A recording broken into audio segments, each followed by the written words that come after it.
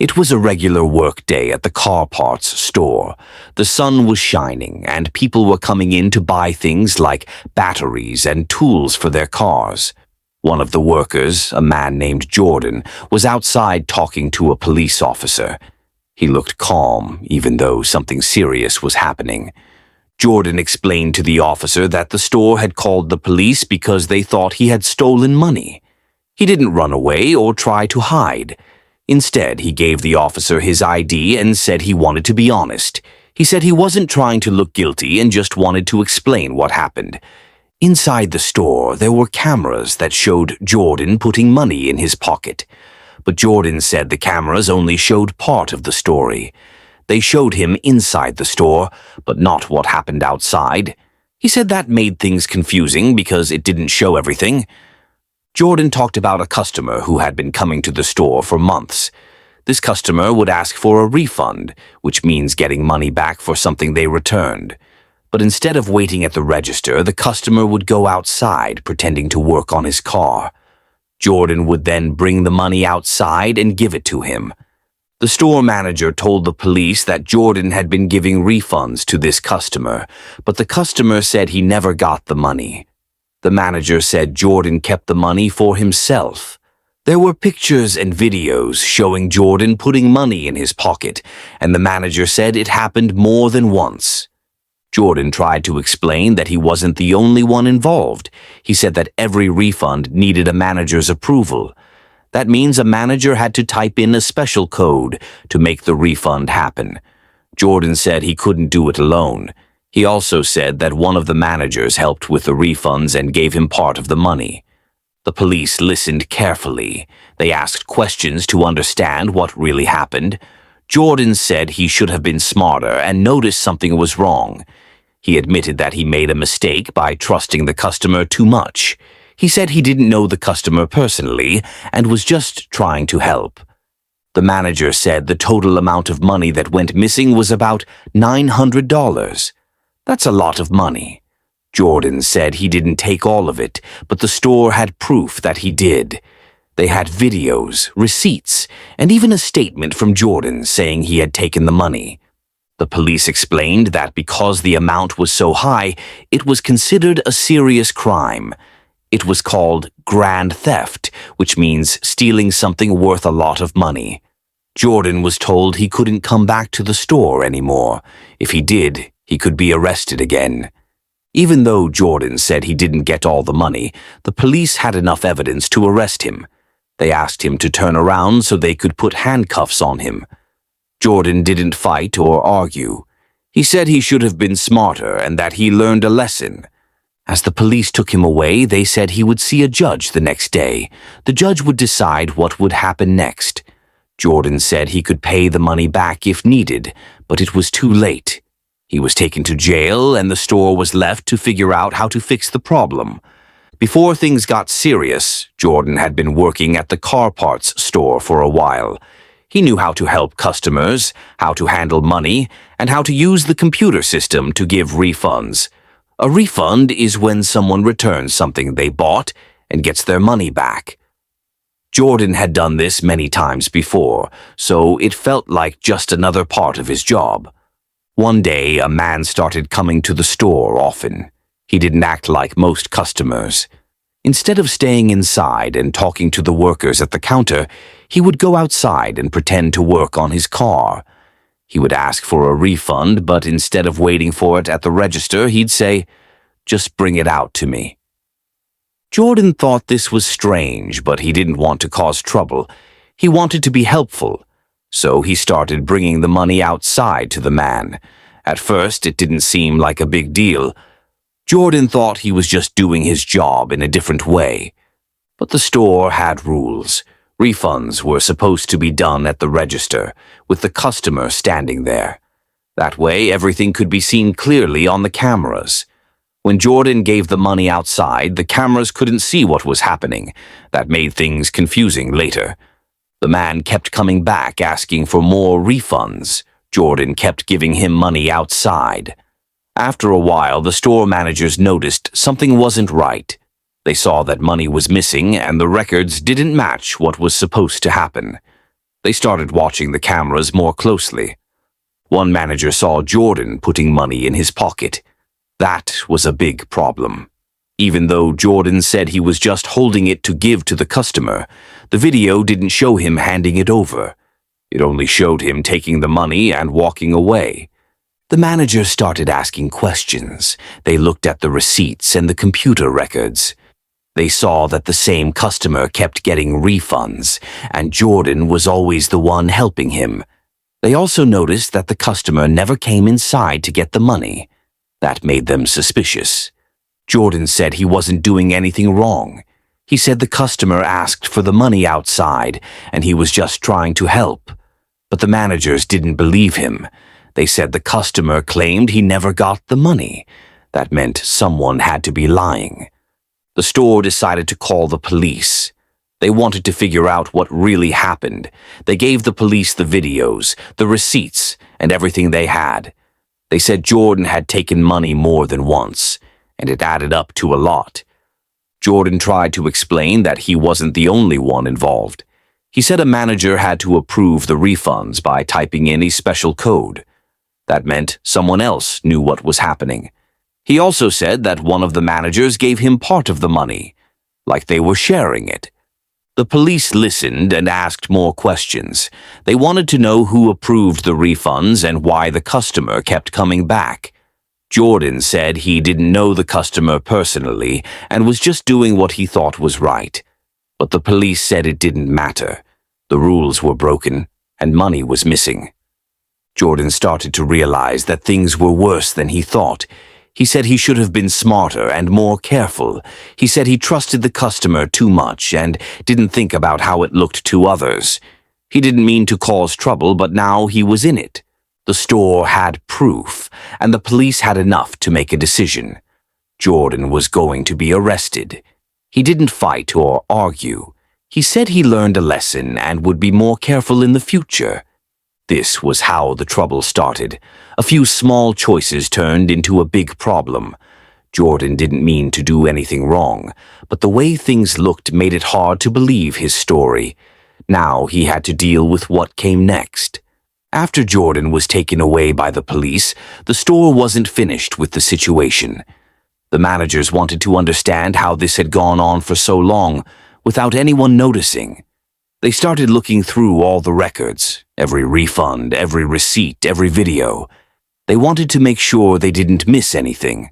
They found that the same customer had come in many times over several months. Each time he asked for a refund, and each time Jordan was the one who helped him. The customer never stayed at the counter. He always went outside and Jordan followed with the money. That pattern happened again and again. The managers also looked at the computer system. They saw that each refund needed a manager's approval. That meant someone had to type in a special code to make the refund happen. Jordan didn't have that code. So how did the refunds go through? They started asking other workers if they had seen anything strange. Some said they noticed Jordan going outside with money, but they didn't know why. Others said they didn't want to get involved. One person said they saw Jordan talking to a manager before giving out a refund. That made things more confusing. The police came back to the store to talk to the managers again. They wanted to know who had the code and who approved the refunds. The managers said only a few people had access to the code, and they were supposed to use it carefully. But now they weren't sure if someone had used it the wrong way. Jordan had said that one of the managers helped him and gave him part of the money. The police wanted to know if that was true. They asked the manager questions, but the manager said he didn't do anything wrong. He said Jordan was lying to protect himself. The police didn't have proof that the manager was involved. There were no videos showing the manager giving money to Jordan. There were no messages or notes. It was just Jordan's word against the manager's. That made it hard to know what was true. Meanwhile, the customer who kept asking for refunds was nowhere to be found. The store tried to contact him, but he didn't answer. He had given a fake phone number and didn't leave any real information. That made things even harder. Without the customer, they couldn't ask him what really happened. The store decided to change its rules. From now on, all refunds had to be done at the counter, with the customer standing there. No more giving money outside. They also made sure only trusted managers could use the refund code. They wanted to make sure this never happened again. Jordan was still in jail, waiting to see the judge. He had told the police everything he knew, but they weren't sure if he was telling the whole truth. He said he didn't mean to steal and just wanted to help. But the videos and receipts told a different story. The store felt sad about the whole situation. Jordan had been a good worker before this happened. He helped customers and worked hard. But one mistake had changed everything. Now they had to move on and make sure their store was safe and honest. The investigation showed how small choices can lead to big problems. It also showed how important it is to follow rules, even when things seem harmless. Jordan didn't think giving money outside was a big deal, but it turned into something serious. Now the store had to rebuild trust and make sure everyone followed the right steps. After spending the night in jail, Jordan was brought to court the next morning. He sat quietly in a small room with other people who had also been arrested. Everyone waited for their turn to talk to the judge. Jordan didn't know what would happen, but he hoped he could explain everything and maybe get a second chance. When it was Jordan's turn, he walked into the courtroom. The judge sat high up behind a big desk. There were lawyers, police officers, and other people watching. Jordan stood in front of the judge feeling nervous but trying to stay calm. The judge asked Jordan if he understood why he was there. Jordan said yes. He knew he was being accused of stealing money from the store where he worked. The judge said the crime was called grand theft, which meant stealing something worth a lot of money. In Jordan's case, it was around $900. Jordan's lawyer spoke next. He said Jordan had never been in trouble before and had always worked hard. He said Jordan didn't mean to steal and was just trying to help a customer. He asked the judge to be fair and give Jordan a chance to explain. Then the judge asked Jordan to speak. Jordan said he was sorry for what happened. He said he didn't think he was doing anything wrong at the time. He thought he was helping someone who needed a refund. He admitted that he should have followed the store's rules and kept everything at the counter. Jordan also said he didn't take all the money. He said some of it went to the customer and some might have been handled by a manager. But he admitted that he made a mistake by not asking more questions and by trusting someone he didn't really know. The judge listened carefully. He said that even if Jordan didn't mean to steal, the way things looked made it hard to believe his story. The videos showed Jordan putting money in his pocket. The receipts showed refunds that didn't match. And the customer had disappeared, which made things even more suspicious. The judge said that stealing from a workplace was serious. It broke trust and made people feel unsafe. But he also said that Jordan had been honest during the investigation and didn't try to run away. That showed he was willing to take responsibility. Jordan's punishment wasn't decided right away. The judge said they needed more time to look at the evidence and talk to the store. Jordan was allowed to go home, but he had to promise to come back to court when asked. He also had to stay away from the store and not talk to anyone involved. Jordan felt a mix of relief and worry. He was glad he didn't have to stay in jail, but he knew the problem wasn't over. He had to wait and see what the judge would decide. He hoped that being honest and saying sorry would help. Back at home, Jordan thought about everything that had happened. He remembered how it started with just one refund outside the store. He thought about how he should have asked for help or told someone when things felt strange. He realized that even small choices can lead to big problems. Jordan decided to learn from his mistake. He wanted to be better and make smarter choices. He knew that trust was important, and once it was broken, it was hard to fix. He hoped that someday people would see that he was trying to do the right thing. After going home from court, Jordan had a lot of time to think. He sat in his small apartment looking out the window, wondering how everything had gone so wrong. Just a few weeks ago, he was working hard, helping customers and feeling proud of his job. Now he was waiting to find out if he'd be punished for something he didn't fully understand at first. Jordan started writing down what had happened. He wanted to remember every detail, how the customer asked for money outside, how the refunds were approved, how the manager acted, and how he felt during each moment. Writing helped him see things more clearly. He realized that even though he didn't mean to steal, he had broken the rules. He thought about trust. The store had trusted him to handle money and help people. The managers trusted him to follow the rules. The customers trusted him to be honest. And now that trust was broken. Jordan felt sad about that. He didn't want people to think he was a bad person. Jordan also thought about the customer who kept asking for refunds. Why did he always go outside? Why didn't he wait at the counter like everyone else? Jordan realized that the customer might have been tricking him. Maybe the customer knew that giving money outside would look suspicious. Maybe he planned it that way. Jordan felt angry, but mostly at himself. He wished he had asked more questions. He wished he had told the manager when things felt strange. He wished he had said no when the customer asked for money outside. But he didn't.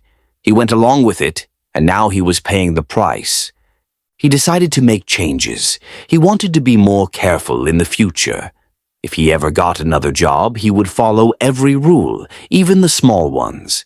He would speak up if something didn't feel right.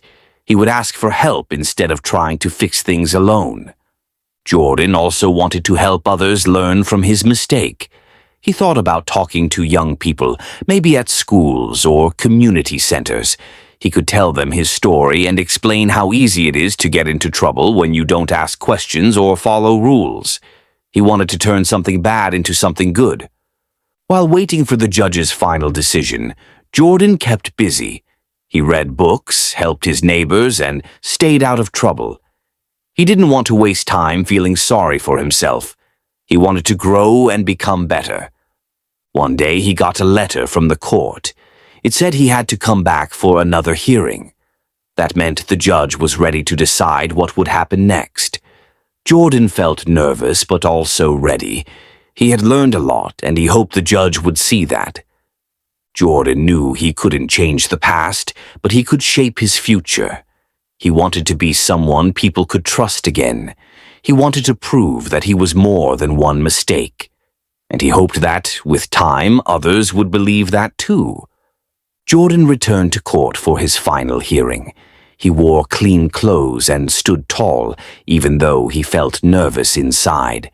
He had spent weeks thinking about everything that happened, how it started, what went wrong, and what he could do to make things right. Now the judge would decide what kind of punishment he would get. The courtroom was quiet as the judge looked over the papers. There were videos, receipts, and Jordan's own statement. The judge also read letters from people who knew Jordan. Some were from neighbors, others from old co-workers. They said Jordan was kind, helpful, and had never caused trouble before. Jordan's lawyer spoke first. He said Jordan had learned a big lesson and was trying to change. He asked the judge not to send Jordan to jail again. Instead, he asked for something called probation. That meant Jordan could stay free but had to follow strict rules for a while. The judge listened carefully. He said the case was tricky. Jordan didn't act like someone who wanted to steal, but the way he handled the money was wrong. Giving refunds outside the store, not following the rules, and trusting someone without proof had caused a lot of problems. Then the judge spoke directly to Jordan. He said, "You made a mistake, but you didn't try to hide it. You told the truth and showed that you want to do better. That matters." Jordan nodded. He felt a mix of relief and sadness. He knew he had hurt the store's trust, and he couldn't take that back. But he was glad the judge saw that he was trying to fix things. The judge gave his decision. Jordan would not go back to jail, but he would be on probation for 1 year. That meant he had to meet with a probation officer regularly, stay out of trouble, and follow all the rules. If he broke any of them, he could be sent to jail again. Jordan also had to pay back the money. Even though he said he didn't take all of it, The court decided he was responsible. He would pay it back little by little, each month, until it was done. After the hearing, Jordan walked outside and took a deep breath. The sky was cloudy, but he felt lighter. He wasn't free from the problem, but he had a chance to move forward. He promised himself he would never make the same mistake again. He started looking for a new job. It wasn't easy. Some places didn't want to hire someone with a record, but Jordan kept trying. He told the truth in interviews and explained what he had learned. One day, a small shop gave him a chance. They said everyone deserves a second chance. Jordan worked hard, followed every rule, and earned trust again. He didn't forget what happened at the car parts store. It stayed with him, like a scar that reminded him to be careful, honest, and brave enough to speak up when something feels wrong. His story wasn't perfect, but it was real, and it showed that even when things go wrong, people can learn, grow, and find a way to make things right. Jordan's new job at the small shop was different from the car parts store. It was quieter with fewer customers, and the team was small. The owner, a kind older man named Mr. Lewis, had heard Jordan's story and decided to give him a chance. "Everyone messes up," Mr. Lewis said. "What matters is what you do after." Jordan worked hard every day. He arrived early, cleaned the counters, helped customers with a smile, and made sure every sale was done by the book. He didn't touch the refund system unless someone else was watching. He wanted to prove that he could be trusted again. At first, some of the other workers were unsure about him. They had heard rumors and didn't know if he was honest. But Jordan didn't let that stop him. He kept doing his job well, and slowly, people started to see that he was serious about changing. One day, a customer came in and asked for a refund. Jordan felt nervous. The customer had a receipt and a broken item, but Jordan didn't want to make any mistakes. He called Mr. Lewis over and explained everything. Together, they handled the refund properly, with the customer standing at the counter and the camera recording. After the customer left, Mr. Lewis smiled and said, "That's how it's done." "You're doing great," Jordan felt proud. It was a small moment, but it meant a lot. He was rebuilding trust, one step at a time. Outside of work, Jordan kept meeting with his probation officer. They talked about his progress, his goals, and how he was feeling. Jordan said he wanted to help others avoid the same mistake. His officer said that was a good idea and suggested he speak at a youth center. Jordan agreed. A few weeks later, he stood in front of a group of teenagers. He told them his story, how he tried to help someone, didn't follow the rules, and ended up in trouble. He explained how important it is to ask questions, speak up, and never ignore warning signs. The teens listened quietly. Some asked questions. One boy said, "I thought only bad people got arrested." Jordan shook his head. Sometimes good people make bad choices. What matters is learning from them. After the talk, a few teens came up to thank him. Jordan felt hopeful.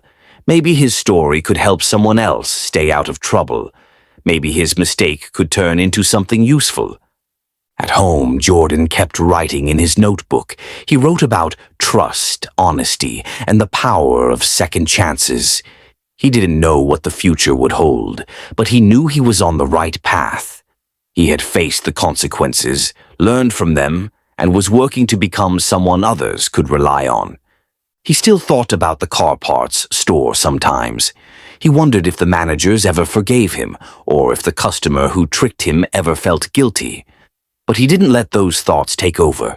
He focused on what he could control, his actions, his choices, and his future. Jordan's journey wasn't easy, but it was real. He had fallen, gotten back up, and kept walking. And with each step, he was proving that change is possible, even after a mistake. Months passed, and Jordan's life slowly began to feel normal again. He had finished his probation without any problems. He had paid back the money little by little until the debt was gone. He had kept his promise to stay honest, follow the rules, and rebuild trust. Now he was ready to move forward. At the shop, Mr. Lewis gave Jordan more responsibility. He let him train new workers, handle inventory, and even help with planning events. Jordan felt proud. He wasn't just fixing mistakes anymore. He was building something good. One day, Mr. Lewis asked Jordan to speak at a local business meeting. The topic was how to protect your store from mistakes. Jordan stood in front of a room full of shop owners and managers. He told them his story, not to scare them, but to help them understand how easy it is for things to go wrong when rules aren't clear or when people are afraid to speak up. He explained how important it is to train workers properly, to make sure cameras cover all areas, and to encourage honesty. He said, if someone feels unsure, they should feel safe asking for help. That's how you protect your business and your people. After the meeting, several people came up to thank him. One manager said, I never thought about how small things could lead to big problems. Your story helped me see that Jordan smiled. He was turning his past into something useful. Outside of work, Jordan started volunteering at a youth center. He helped teens learn job skills, like how to talk to customers, how to handle money, and how to follow workplace rules. He didn't hide his past. Instead, he used it to teach. I made a mistake, he told them, but I learned from it. You can too. The teens respected him. He didn't talk down to them or act perfect. He was real, and that made his lessons stick. One boy said, You're the first adult who told me the truth about messing up. Jordan nodded. It's not about being perfect. It's about being honest and trying again. Jordan also kept writing. His notebook was full of thoughts, lessons, and ideas.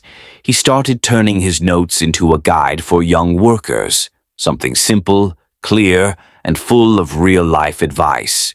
He hoped to share it with schools or job programs someday. He still remembered the car parts store. He didn't hate it or feel bitter. He saw it as the place where he learned one of life's hardest lessons. He had trusted the wrong person, broken the rules, and faced the consequences. But he had also grown, changed, and found a new path.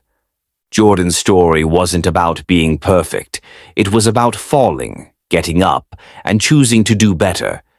He knew that mistakes don't have to define a person forever. What matters is what you do next. And Jordan had chosen to build a new beginning. Adam and Stephen were having a tough day. They had just come back to the house where they were staying, but something had gone wrong. The door was locked and they couldn't get inside. The sun was hot and they were tired. Adam tried to open the side door, but it wouldn't budge. Stephen looked around, hoping someone nearby could help. They weren't trying to break anything. They just needed to get back inside. Suddenly, a police car pulled up. A neighbor had seen them struggling with the door and thought something bad might be happening. The officers stepped out and asked what was going on. Adam explained, We live here. Aubrey and her mom just left. We're locked out. One of the officers asked for Adam's ID. Adam didn't have it on him. It was inside the house. He tried to explain, but the officer needed to be sure everything was okay. What's your name? The officer asked. Adam, he said. Your last name? Herzberger, Adam replied, trying to spell it out. The officer looked confused. Can you spell that again? Adam tried, but he was nervous and kept mixing up the letters. The officer asked for his birthday and Adam gave a date, then changed it, trying to remember the right one. Stephen stood nearby, watching quietly. The officers were trying to figure out who Adam was and whether he really lived there. They weren't angry, just cautious. Then one of the officers noticed something strange. Are you guys twins? He asked, looking at Adam and Stephen. No, Adam laughed. We went to elementary school together. The officer nodded. You kind of look alike. Adam smiled, but he was still nervous. He didn't want to get in trouble. He just wanted to get back inside the house. The officers kept asking questions. "Whose truck is that?" one asked. "It's a rental," Adam said. "Not mine, but we're using it." They were trying to be helpful, but everything felt confusing. Adam was sweating, and the sun made it hard to think clearly. Then one of the officers called Aubrey, the homeowner. She answered and explained everything. "Yes, Adam and Stephen live there," she said. "They locked the keys inside. They're allowed to be there." The officer thanked her and turned back to Adam. "Okay, you're good," he said. "We just had to make sure." Adam felt a wave of relief. He hadn't done anything wrong, but being questioned made him feel scared. He didn't have an ID, and he wasn't sure how to get one. "Do you have a job?" the officer asked. Adam shook his head. "Not right now." "It's hard without an ID." The officer nodded. "Where were you born?" "In North Carolina," Adam said. "I grew up in an Amish community." The officer looked surprised. "Really?" "Yeah," Adam said. "We didn't have birth certificates or social security numbers." "That's just how it was." The officer listened carefully. Adam explained that his uncle had helped him move away from the community. They had traveled to different places, trying to start a new life. "My uncle passed away," Adam said quietly. "Now I'm just trying to figure things out." The officer was kind. "You'll need to go to the Social Security office," he said. "They can help you get an ID." Adam nodded. He wanted to do things the right way, but it was hard. He didn't have papers, and he didn't know where to start. As they talked, Adam kept trying to open the door. He didn't want to break anything, but he needed to get inside. The officer stayed nearby, watching and talking with him. "I'm not trying to cause trouble," Adam said. "I just want to go home." The officer believed him. He could see that Adam was doing his best, and so, under the hot sun, with questions swirling and doors locked tight, Adam's story began. Not just about a house, but about finding his place in the world. After the police left and Adam and Stephen finally got back inside, things seemed calm again. But not for long. There was a neighbor who lived nearby, someone who didn't seem to like them very much. He watched everything they did. If they walked outside, he stared. If they parked the car, he took pictures. It felt strange, like they were being followed without moving. Adam tried to ignore it. He had bigger things to worry about. Finding a job, getting an ID, and figuring out how to live in a world that felt new and confusing. But the neighbor didn't stop. One day, Adam was walking to the mailbox when the neighbor came outside and started yelling. "You don't belong here," he shouted. Adam froze. He hadn't done anything wrong. He was just getting the mail. Stephen came out to see what was going on. "Is everything okay?" he asked. The neighbor pointed at them. "I've called the police." "You're trespassing." Adam felt his heart race. "We live here," he said. "Aubrey said it's okay." But the neighbor didn't listen. He kept shouting, saying things that didn't make sense. It was scary, and Adam didn't know what to do. Later that day, another police car showed up. The same officers from before came out and talked to Adam and Stephen. "We got another call," one of them said. "Your neighbor thinks something's wrong." Adam sighed. "We're not doing anything. We're just trying to live here." The officer nodded. "We know." We talked to Aubrey again. Everything checks out. But the neighbor kept calling. Every time Adam stepped outside, he worried someone might show up and ask questions. It felt like being watched all the time. Stephen tried to cheer him up. "Let's go for a walk," he said. "Get some fresh air." They walked down the street, talking about their childhoods and the things they missed. Adam told Stephen about growing up in the Amish community, how they didn't use phones or cars, and how everything was quiet and simple. "I didn't even know what a movie was," Adam said. "We didn't have electricity." Stephen listened closely. "That's wild," he said. "But you're here now. You're learning." Adam smiled. "Yeah, It's just hard sometimes. They walked back to the house, hoping the neighbor wouldn't be outside, but he was, standing on his porch, arms crossed, watching. Adam didn't say anything. He just went inside and closed the door. That night he sat on the couch and thought about everything. He wanted to be safe. He wanted to belong. But it felt like someone was always trying to push him away. Stephen sat beside him. "You're doing great," he said. "Don't let him get to you." Adam nodded. "I'm trying." And so, with each day that passed, Adam learned more, not just about the world, but about himself. He learned how to stay calm when things felt scary, how to speak up when people didn't understand, and how to keep going even when the road was rough. The neighbor might have been loud, but Adam's heart was louder, with hope, courage, and the quiet strength of someone who had come a long way. One morning, Adam woke up to find a letter slipped under the door. It wasn't from Aubrey or Stephen. It was from someone official. Maybe the city, maybe the police. He picked it up and read the first few lines. His heart sank. The letter said that someone had complained about him. It said he wasn't allowed to stay in the house anymore. It didn't make sense. Aubrey had said he could live there. She had even talked to the police before and told them everything was okay. Adam showed the letter to Stephen. "What does this mean?" he asked. Stephen read it carefully. "It looks like the neighbor complained again. Maybe they're trying to get you kicked out." Adam felt a mix of sadness and frustration. Why would someone do that? "I'm not hurting anyone." Stephen nodded. "I know. But sometimes people don't understand. They get scared or angry for no reason." Adam sat down and stared at the letter. He had worked so hard to feel safe.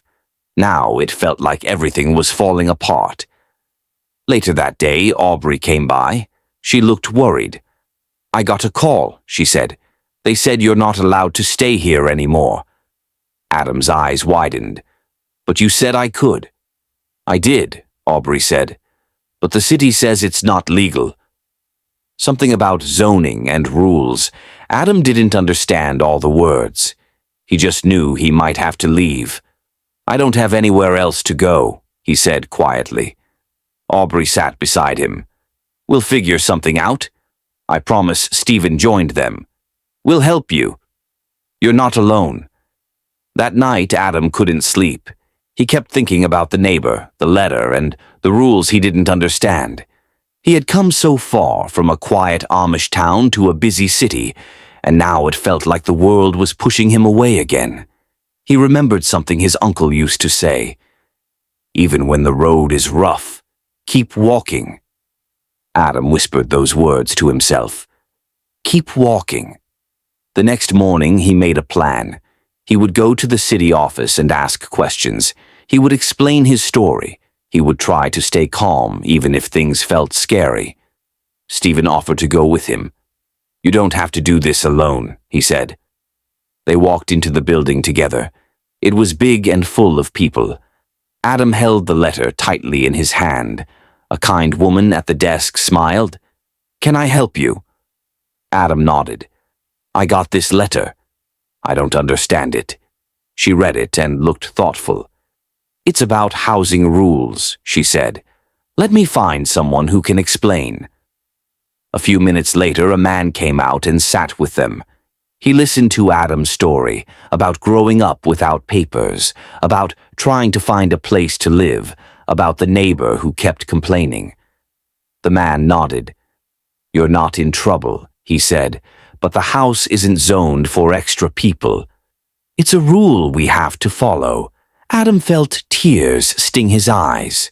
"I don't want to be homeless." The man leaned forward. "There are programs that can help. We can connect you with someone who works with people in your situation." Adam looked at Stephen, then back at the man. "Okay," he said. "I'll try." And so, with a letter in his hand and courage in his heart, Adam took another step forward.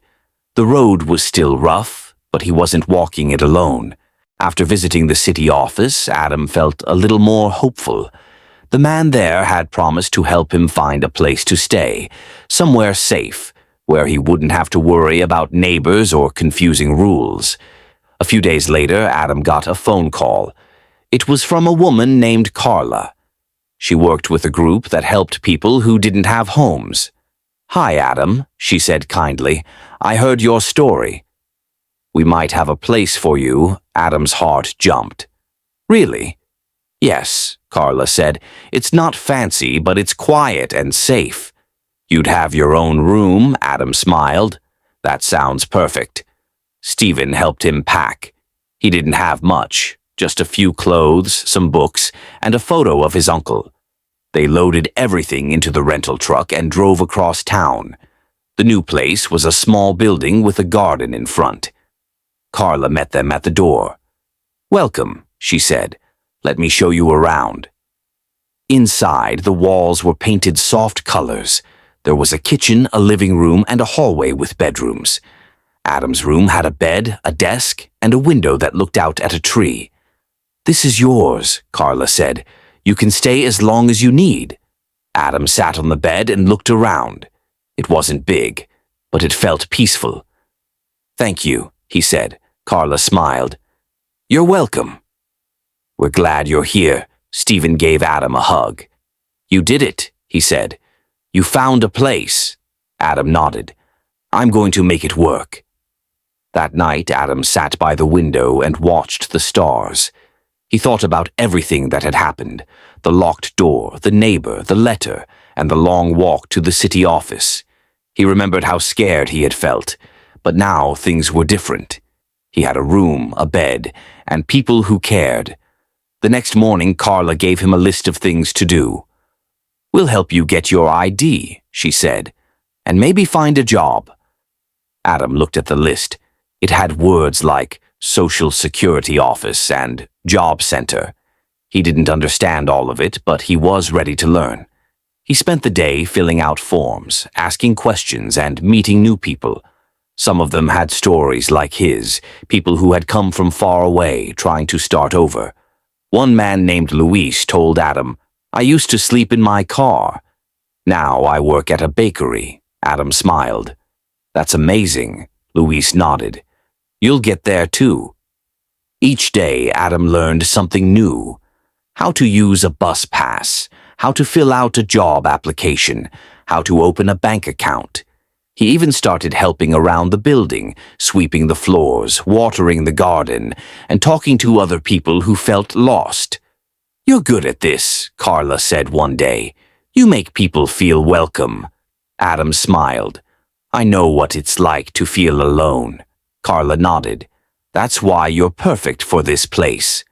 And so, in a quiet room with a tree outside the window, Adam began to build a new life. It wasn't easy, but it was real, and every step he took made him stronger. Adam had been living in the new place for a few weeks. Every morning, he woke up early, made his bed, and helped clean the common areas. Carla noticed how responsible he was.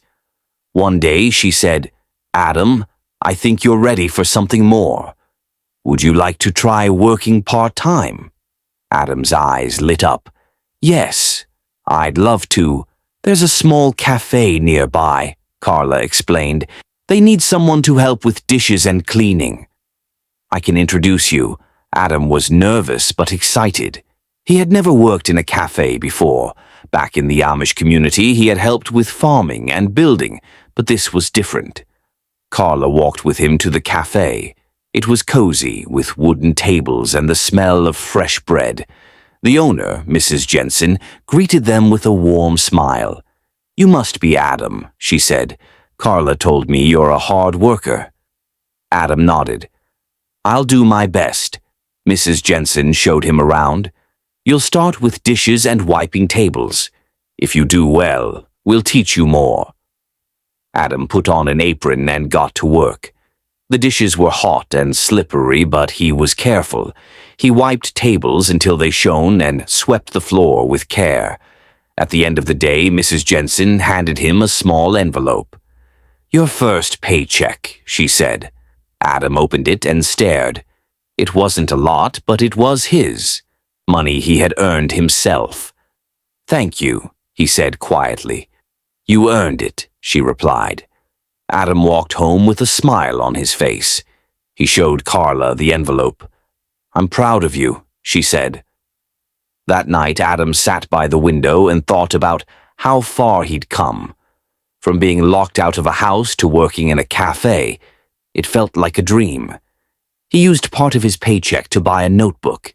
In it, he wrote down everything he learned each day: how to wash dishes faster, how to greet customers, how to stay calm when things got busy. He also wrote down his feelings. "Today I felt proud," he wrote. "I helped someone find their lost wallet. They smiled and said thank you." Each page was a step forward. One afternoon, Mrs. Jensen asked, "Would you like to learn how to make sandwiches?" Adam nodded eagerly. She showed him how to slice bread, layer ingredients, and wrap everything neatly. "You're a natural," she said. Adam beamed. "I like making things." Soon, customers started asking for him by name. "Is Adam working today?" they'd say. "He makes the best sandwiches." Adam felt like he belonged. He still had challenges. Some days were hard. Sometimes he missed his uncle or felt unsure about the future. But he kept going. Stephen visited often. "You've changed," he said. "You're more confident." Adam smiled. "I'm learning who I am." And so, with each shift at the cafe, each page in his notebook, and each kind word from a customer, Adam built something stronger than a house. He built a life. One quiet afternoon, Adam was wiping tables at the cafe when Carla walked in with a surprise. "Adam," she said, smiling, "there's someone here to see you." Adam looked up and saw a man standing beside her. He was older, with kind eyes and a gentle smile. "Do you remember me?" the man asked. Adam stared for a moment. Then his face lit up. "Mr. Miller." Mr. Miller had been a friend of Adam's uncle. Back when Adam was first leaving the Amish community, Mr. Miller had helped them find places to stay and food to eat. "I heard you were in town," Mr. Miller said. "I wanted to check in." Adam gave him a big hug. "I'm so glad you came." They sat together at a corner table, sipping lemonade. Adam told him everything, about the locked door, the neighbor, the letter, and the cafe job. "You've come a long way," Mr. Miller said. Adam nodded. "It's been hard. But I'm learning." Mr. Miller looked proud. "Your uncle would be too." Adam felt a warm glow in his chest. He missed his uncle every day. Hearing those words meant everything. "I'm trying to do things right," Adam said. "I want to help people, like he did." Mr. Miller smiled. "You already are." They talked for hours. Mr. Miller shared stories about Adam's uncle, how he used to fix broken wagons, help neighbors with chores, and tell funny jokes at dinner. Adam laughed. "He always made me feel safe." Mr. Miller nodded. "And now you're doing that for others." Before he left, Mr. Miller handed Adam a small envelope. "This is from your uncle's old savings. He wanted you to have it." Adam opened it and saw a check. It wasn't huge, but it was enough to make a difference. "I don't know what to say," Adam whispered. "Just keep going," Mr. Miller said. That's what he'd want. After Mr. Miller left, Adam sat by the window in his room and thought about everything. He remembered the quiet fields of his childhood, the long roads he had traveled, and the people who had helped him along the way. He opened his notebook and wrote, "Today I remembered where I came from, and I saw how far I've come." The next morning he used part of the money to buy supplies for the cafe, new towels, better cleaning tools, and a small plant for the counter. Mrs. Jensen noticed. "You didn't have to do that," she said. Adam smiled. "I wanted to. This place helped me. I want to help it too." She gave him a hug. "You're one of the kindest people I've met." Adam felt proud, not because of the money, but because he was becoming someone who made others feel safe, just like his uncle had. And so, with memories in his heart and kindness in his hands, Adam kept building his life, one gentle step at a time. One morning at the cafe, Adam noticed something strange. A customer was being rude to one of the other workers, a young girl named Maya. She had just started working there and was still learning. The customer raised his voice. "This sandwich is wrong. Can't you do anything right?" Maya looked down, her hands shaking. Adam stepped forward. "Excuse me," he said gently. "I made that sandwich. If something's wrong, I'll fix it." The customer blinked. "You did?" "Yes," Adam said calmly, "and I'd be happy to make another." Mrs. Jensen came over. "Is everything okay?" Adam nodded. "We're handling it." The customer grumbled but accepted the new sandwich. Maya looked at Adam with wide eyes. "Thank you," she whispered. Adam smiled. "You're doing great." Don't let one bad moment ruin your day. After the customer left, Mrs. Jensen pulled Adam aside. "That was brave," she said. "You stood up for Maya without making things worse." Adam shrugged. "I just didn't want her to feel alone." Mrs. Jensen nodded. "You're more than a worker here. You're a leader." Adam didn't know what to say. He had never thought of himself that way. But the words stayed with him. That afternoon, Carla visited the cafe. She had news. "Adam," she said, "there's a community meeting next week. They're looking for someone to speak about housing and starting over. I thought of you." Adam's eyes widened. "Me? Speak? You've lived it," Carla said.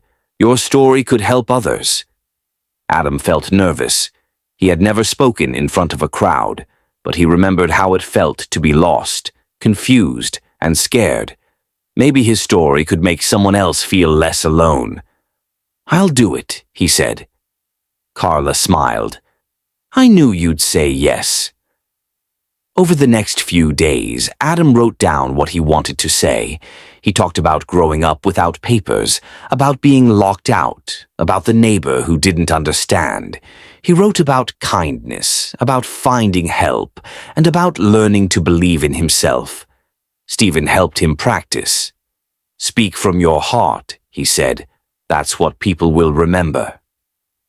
The night of the meeting, Adam stood in front of a small crowd. His hands trembled, but his voice was steady. "I didn't know how to live in this world," he said, "but people helped me. And now I want to help others." He told them about the cafe, about Maya, and about how one kind word could change everything. When he finished, the room was quiet. Then someone clapped. Then another. Soon everyone was clapping. Carla hugged him. "You did it," Adam smiled. "I think I want to keep doing this." And so, with courage in his voice and hope in his heart, Adam began a new chapter. Not just working, but speaking, leading, and helping others find their way. One sunny morning, Carla gathered everyone in the common room. "We've been given a small grant," she said.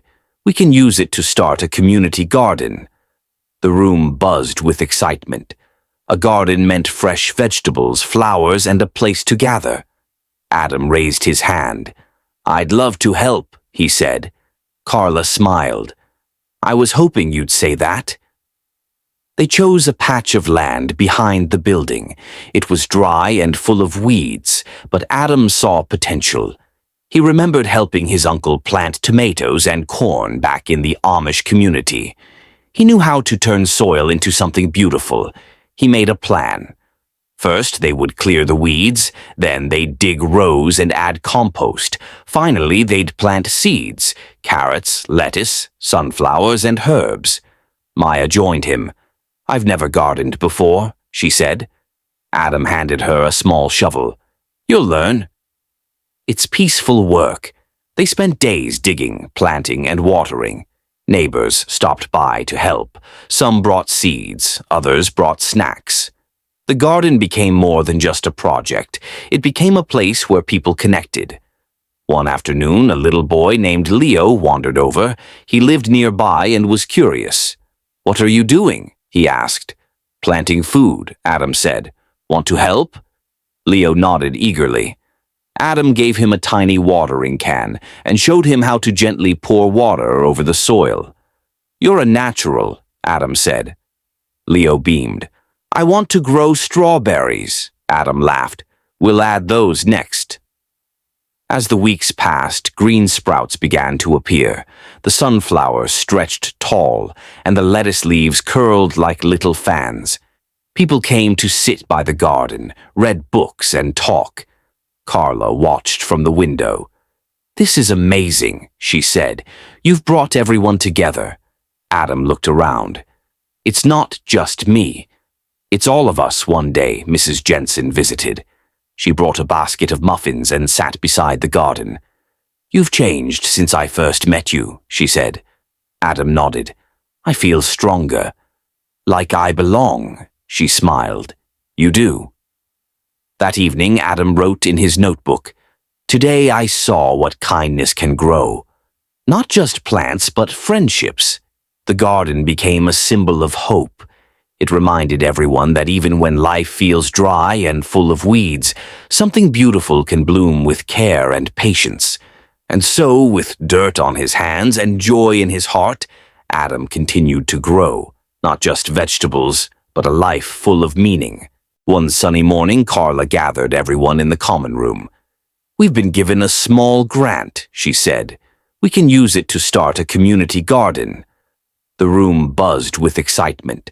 A garden meant fresh vegetables, flowers, and a place to gather. Adam raised his hand. I'd love to help, he said. Carla smiled. I was hoping you'd say that. They chose a patch of land behind the building. It was dry and full of weeds, but Adam saw potential. He remembered helping his uncle plant tomatoes and corn back in the Amish community. He knew how to turn soil into something beautiful. He made a plan. First, they would clear the weeds, then they'd dig rows and add compost. Finally, they'd plant seeds, carrots, lettuce, sunflowers, and herbs. Maya joined him. I've never gardened before, she said. Adam handed her a small shovel. You'll learn. It's peaceful work. They spent days digging, planting, and watering. Neighbors stopped by to help. Some brought seeds, others brought snacks. The garden became more than just a project. It became a place where people connected. One afternoon, a little boy named Leo wandered over. He lived nearby and was curious. What are you doing? He asked. Planting food, Adam said. Want to help? Leo nodded eagerly. Adam gave him a tiny watering can and showed him how to gently pour water over the soil. You're a natural, Adam said. Leo beamed. I want to grow strawberries, Adam laughed. We'll add those next. As the weeks passed, green sprouts began to appear. The sunflowers stretched tall, and the lettuce leaves curled like little fans. People came to sit by the garden, read books, and talk. Carla watched from the window. This is amazing, she said. You've brought everyone together. Adam looked around. It's not just me. It's all of us one day, Mrs. Jensen visited. She brought a basket of muffins and sat beside the garden. You've changed since I first met you, she said. Adam nodded. I feel stronger. Like I belong, she smiled. You do. That evening, Adam wrote in his notebook, Today I saw what kindness can grow. Not just plants, but friendships. The garden became a symbol of hope. It reminded everyone that even when life feels dry and full of weeds, something beautiful can bloom with care and patience. And so, with dirt on his hands and joy in his heart, Adam continued to grow, not just vegetables, but a life full of meaning. Owen was having a hard time. He didn't have a home, and he was trying to stay away from drugs. He had been clean for over a year, but lately things were getting tough again.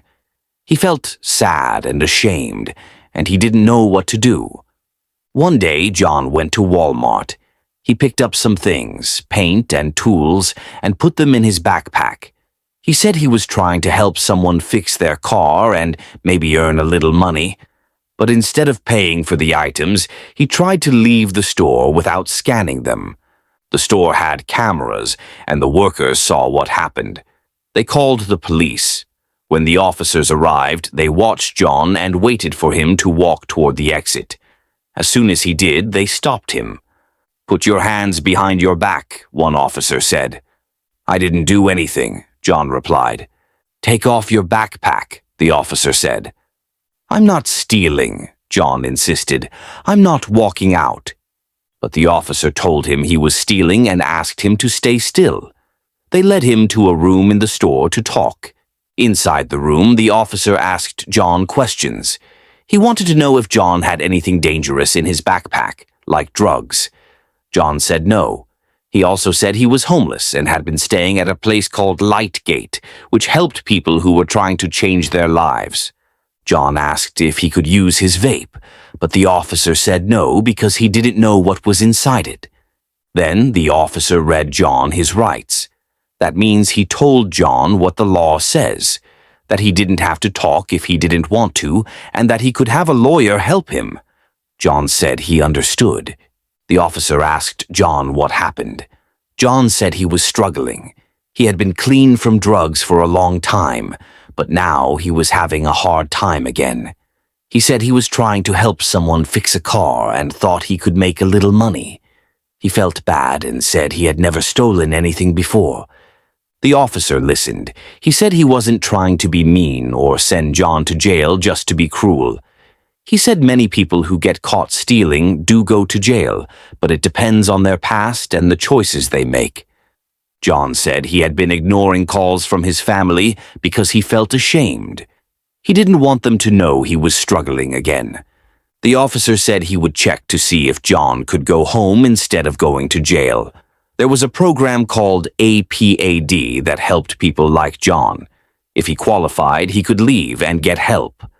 While they waited, the officer talked to John more. He found out that John had been arrested before, just a few months earlier. He had been sleeping outside after drinking and didn't leave when the police asked him to. Because of that, he had a record, and it meant he couldn't join the APAD program. That meant John had to go to jail. John was sad. He asked if there was any way to avoid it, but the officer said no. He gave John a paper with the name and phone number of someone who could help him find a place to live and get help with his addiction. "This isn't a setback," the officer said. "Using drugs is a setback. This might help you wake up and get your life back together." John nodded. He knew he had made a mistake. He hoped that going to jail would help him stay away from drugs and find a better path. In the end, John was arrested for stealing. He said he was just trying to help someone fix a car, but the cameras showed he didn't pay for the items. What started as a quick trip to Walmart became another mark on his record. It was a reminder that even small mistakes can have big consequences. After John was arrested, the police took him to jail. It wasn't a big scary place like in movies, but it was still serious. There were rules, and John had to follow them. He had to give up his backpack and everything in his pockets. The officers checked to make sure he didn't have anything dangerous. After breakfast, John met with a counselor named Maria. She was kind and patient, and she didn't judge him. She asked him about his life, how he ended up homeless, what made him start using drugs, and what he wanted for his future. John told her everything. He said he used to have a job and a place to live, but things fell apart after he got hurt and couldn't work. He started using drugs to feel better, but it only made things worse. He lost his home, his job, and his friends. He had been clean for over a year, but the stress of being homeless made it hard to stay strong. Maria listened carefully. She said recovery wasn't just about quitting drugs. It was about rebuilding your life. That meant finding a safe place to live, getting a job, and learning how to deal with stress in healthy ways. She helped John sign up for a recovery program. It had group meetings, one-on-one counseling, and classes that taught life skills. John would learn how to manage money, apply for jobs, and take care of himself. At first, John felt nervous. He didn't know anyone in the group and he was afraid they would judge him. But when he walked into the room, he saw people just like him, people who had made mistakes but wanted to change.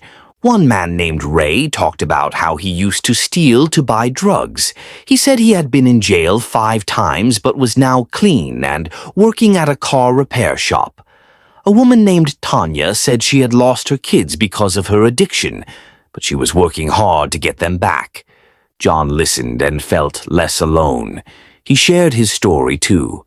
He said he had been arrested for stealing from Walmart, but he didn't want to be that person anymore. He wanted to be someone his family could be proud of. The group clapped and told him he was brave. That made John smile. Over the next few weeks, John went to meetings every day. He learned how to deal with cravings and how to stay calm when things got hard. He started writing in a journal, which helped him understand his feelings. He also helped clean the shelter and fix things around the building. One day, Maria told him about a job opening at a local garage. They needed someone to help with small repairs and cleaning. John was excited. He went to the garage and met the owner, Mr. Lee, who asked him a few questions. John was honest. He said he had been in trouble before but was working hard to change. Mr. Lee nodded and said, "Everyone deserves a second chance. You can start tomorrow." John was thrilled. He had a job. It wasn't fancy, but it was a start. He worked hard every day. He cleaned tools, swept floors, and helped fix small things. Mr. Lee saw that John was serious and gave him more tasks. John felt proud. He was earning money and doing something good. At night, John still went to meetings. He talked about his job and how it made him feel strong. He said he hadn't used drugs in weeks and didn't want to go back. Maria smiled and said, "You're doing great, John. Keep going." John knew he still had a long way to go, but he felt hopeful. He had a job, a place to sleep, and people who cared. He wasn't just surviving, he was starting over. It wasn't a big scary place like in movies, but it was still serious. There were rules, and John had to follow them. He had to give up his backpack and everything in his pockets. The officers checked to make sure he didn't have anything dangerous. John sat in a small room with a bench and a toilet. The walls were plain and the door was heavy. It had a little window so the officers could look in. John felt nervous. He didn't know how long he would be there. He thought about what had happened. He hadn't meant to steal. He was just trying to get by. But now he was in trouble again, and he felt like he had let himself down. A few hours later, someone came to talk to him. It was a jail worker who helped people figure out what would happen next. She asked John questions about his life, where he lived, if he had a job, and if he had ever been in jail before. John told her the truth. He said he was homeless and had been staying at Light Gate. He didn't have a job, but he was trying to help people fix cars to earn money. He said he had been arrested once before for sleeping outside after drinking. The worker nodded and wrote things down. She said John might have to stay in jail for a few days until he saw a judge. The judge would decide what to do next. John asked if he could call someone. The worker said yes and gave him a phone. He called his mom, but she didn't answer. He left a message saying he was okay, but in jail. He didn't say why. He didn't want her to worry. Later, John was moved to a bigger room with other people. Some were quiet, some were loud. Everyone had their own story. John didn't talk much. He just sat and thought. He remembered what the officer had said. This isn't a setback. Using drugs is a setback. John knew he had to stay strong. He didn't want to go back to using drugs. He wanted to get better. The next day, John met with someone from a program that helped people in jail. She talked to him about getting help for his addiction and finding a place to live. She said there were people who cared and wanted to help. John listened. He didn't know if he could trust her, but he wanted to believe her. He said he was ready to change. He didn't want to keep making mistakes. The woman gave him a paper with phone numbers and places he could go when he got out. She said it wouldn't be easy, but it was possible. John thanked her. He felt a little hope. That night, John lay on his bunk and stared at the ceiling. He thought about his life, about the choices he had made and the people he had hurt. He didn't want to be the kind of person who stole things. He wanted to be someone his family could be proud of. He promised himself that when he got out, he would try harder. He would call the people on the list. He would go to the meetings. He would stay away from drugs. He didn't know what the judge would say, but he knew what he wanted. A second chance. A few days after John was arrested, he was taken to court. The building was big and quiet, with lots of people walking around in suits. John sat in a waiting room with other people who had also been arrested. Some looked nervous, some looked bored. John felt both. When it was his turn, an officer led him into a courtroom. There was a judge sitting at a high desk, wearing a black robe.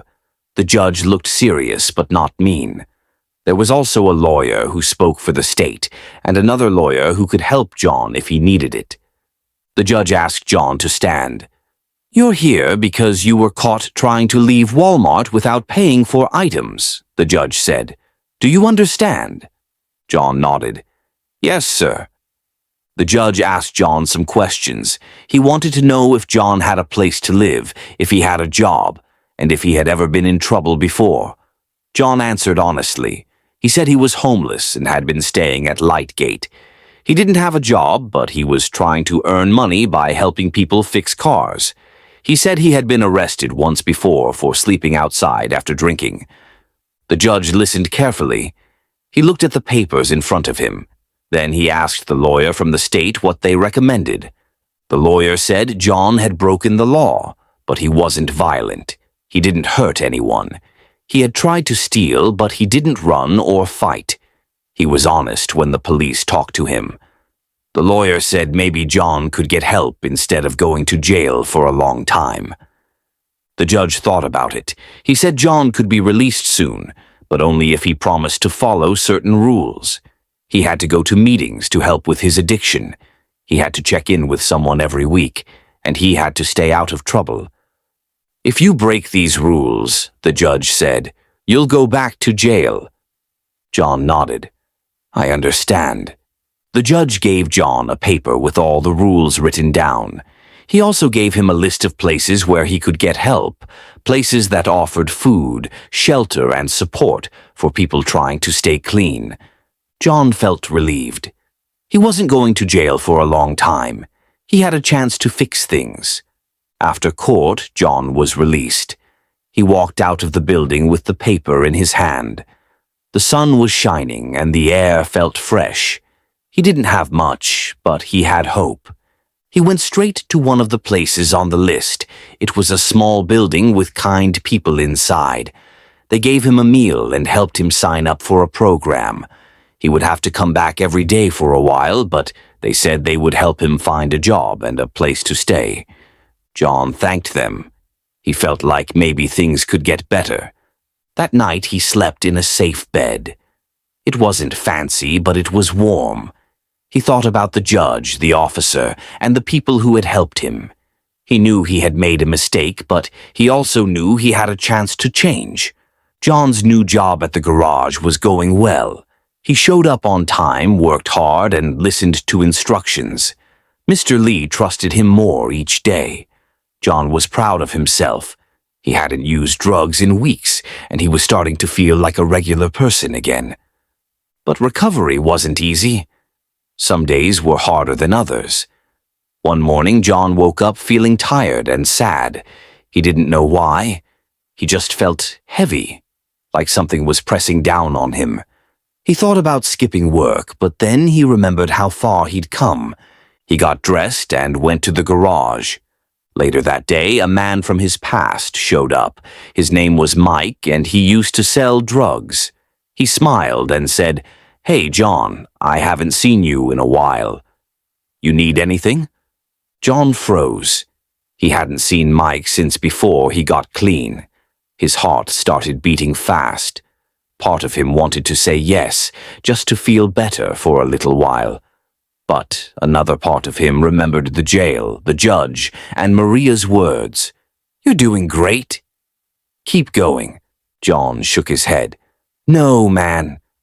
"I'm good." Mike shrugged. "Suit yourself," he said, and walked away. John felt proud. He had said no. That was a big step. That night, he talked about it in his recovery group. He said he had been tempted but stayed strong. The group clapped and cheered. Ray said, "That's how you win, one choice at a time." Maria gave John a sticker that said, "One day at a time." She said it was a reminder that recovery wasn't about being perfect. It was about making good choices, even when it was hard. John put the sticker on his journal. A few days later, John got a call from his mom. She had heard his message and wanted to talk. She said she was proud of him for trying to change. She asked if he wanted to come home for a visit. John said yes. He hadn't seen his family in a long time. He took a bus to their house and knocked on the door. His mom opened it and hugged him tight.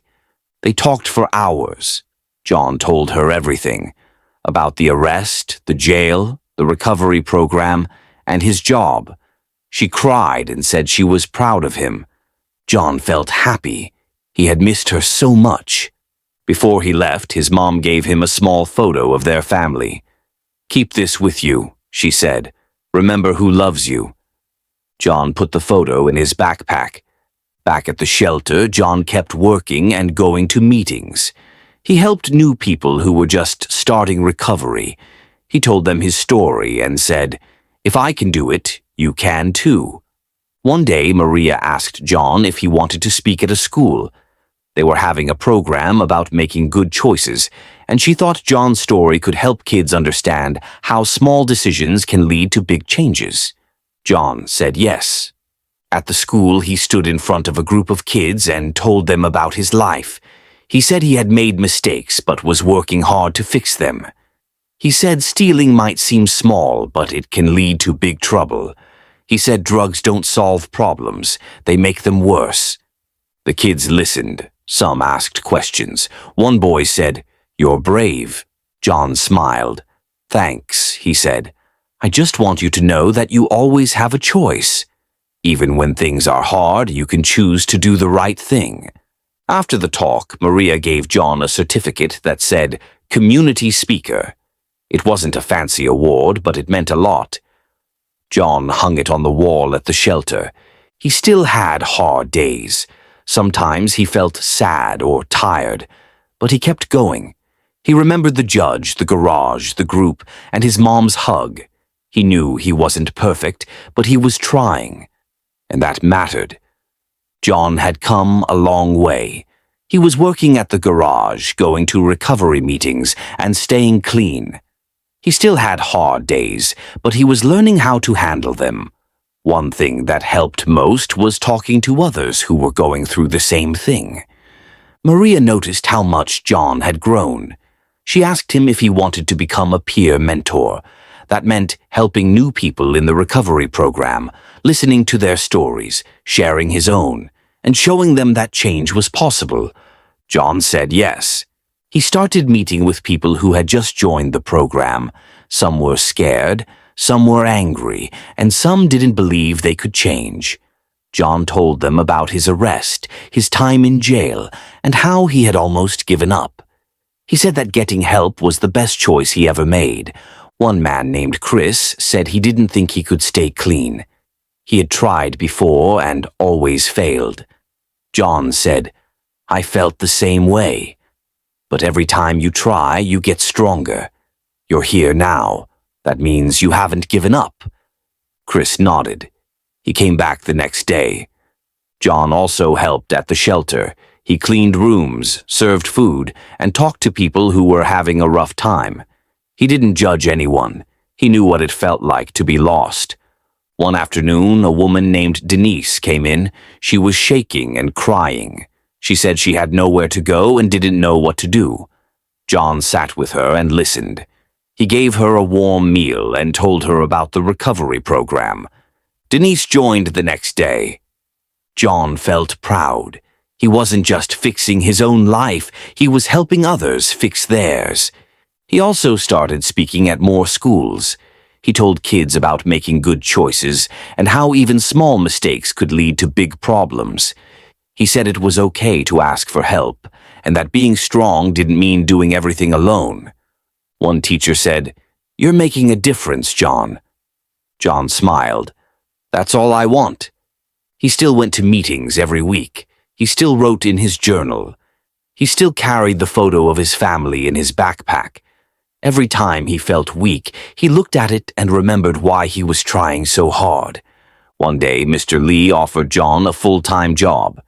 "You've earned it," he said. "You show up, you work hard, and you care." John accepted. He now had a steady income and could start saving money. He talked to Maria about finding his own apartment. She helped him fill out forms and look at places. A few weeks later, John moved into a small studio. It wasn't fancy, but it was his. He had a bed, a table, and a little kitchen. He hung up his community speaker certificate and put his family photo on the wall. He sat on the bed and smiled. He had come so far. In the next part, we'll follow John as he faces new challenges, like staying strong when life gets busy and learning how to forgive himself for the past. John was doing well. He had a job, a place to live, and people who believed in him. He was helping others and staying clean.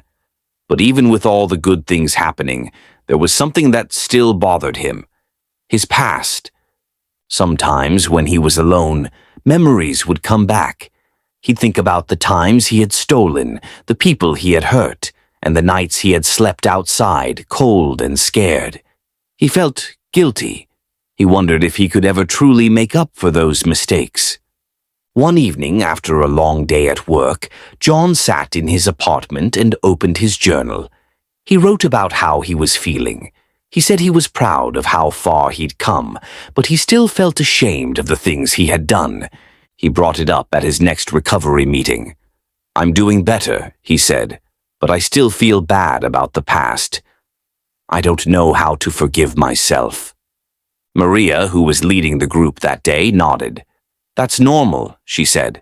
"Recovery isn't just about changing your actions, it's about healing your heart. Forgiveness takes time." Ray added, "You're not the same person you were back then. You're showing up, doing the work, and helping others. That's how you make peace with the past." John listened.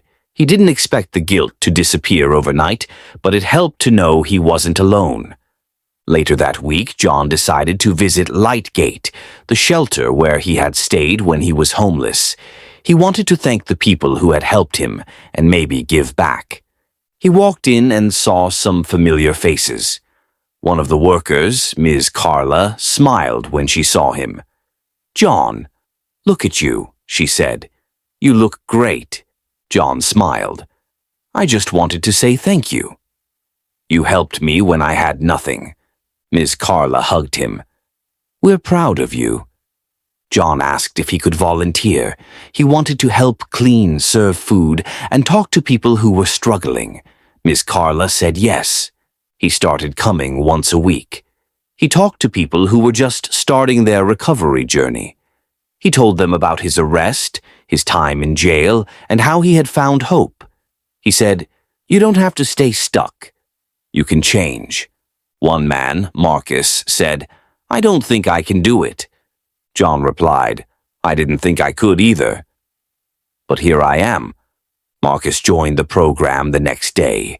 Helping others made John feel lighter. He still had guilt, but now he had purpose. He was turning his pain into something good. One day he got a letter from his sister. She said she had heard about his recovery and was proud of him. She invited him to a family dinner. John was nervous. He hadn't seen his sister in years. He didn't know what to expect. At the dinner, his family welcomed him with hugs and smiles. They asked about his job, his apartment, and his volunteer work. His sister said, "You've changed so much. We're really proud of you." John felt tears in his eyes. "I'm trying," he said. His mom hugged him. "You're doing more than trying. You're healing." That night, John sat in his apartment and looked at the photo of his family. He felt something new. Peace. He knew he couldn't erase the past, but he could build a better future. He could forgive himself one day at a time. John's life had changed in ways he never imagined. He was no longer just someone trying to stay clean. He was a leader. People looked up to him. They asked for advice, listened to his story, and followed his example.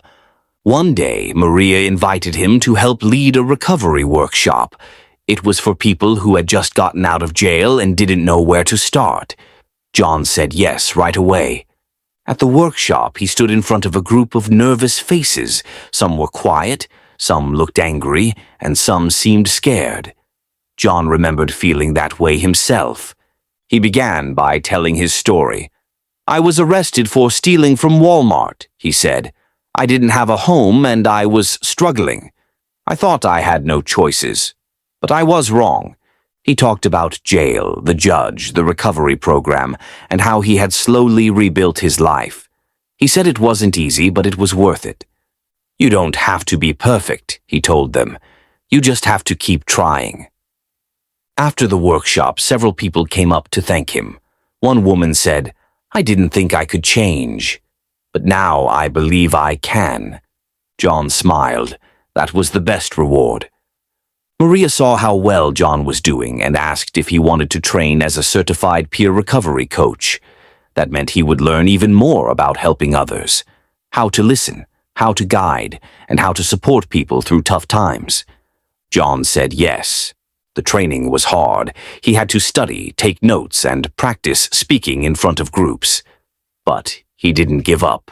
He remembered how far he'd come and how many people were counting on him. After a few months, he passed the final test. He was now a certified coach. He started working part-time at the recovery center, helping people who were just starting their journey. He met with them one-on-one, led group meetings, and even helped them find jobs and places to live.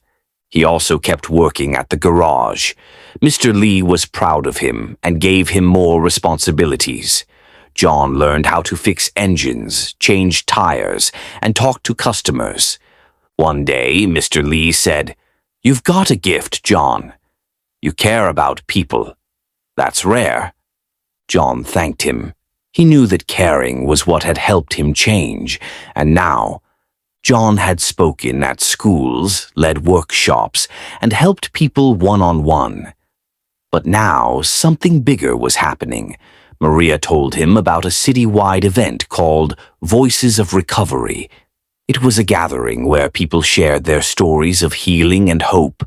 Hundreds of people would be there, families, teachers, counselors, and even city leaders. Maria said, "They want you to be one of the speakers." John felt nervous.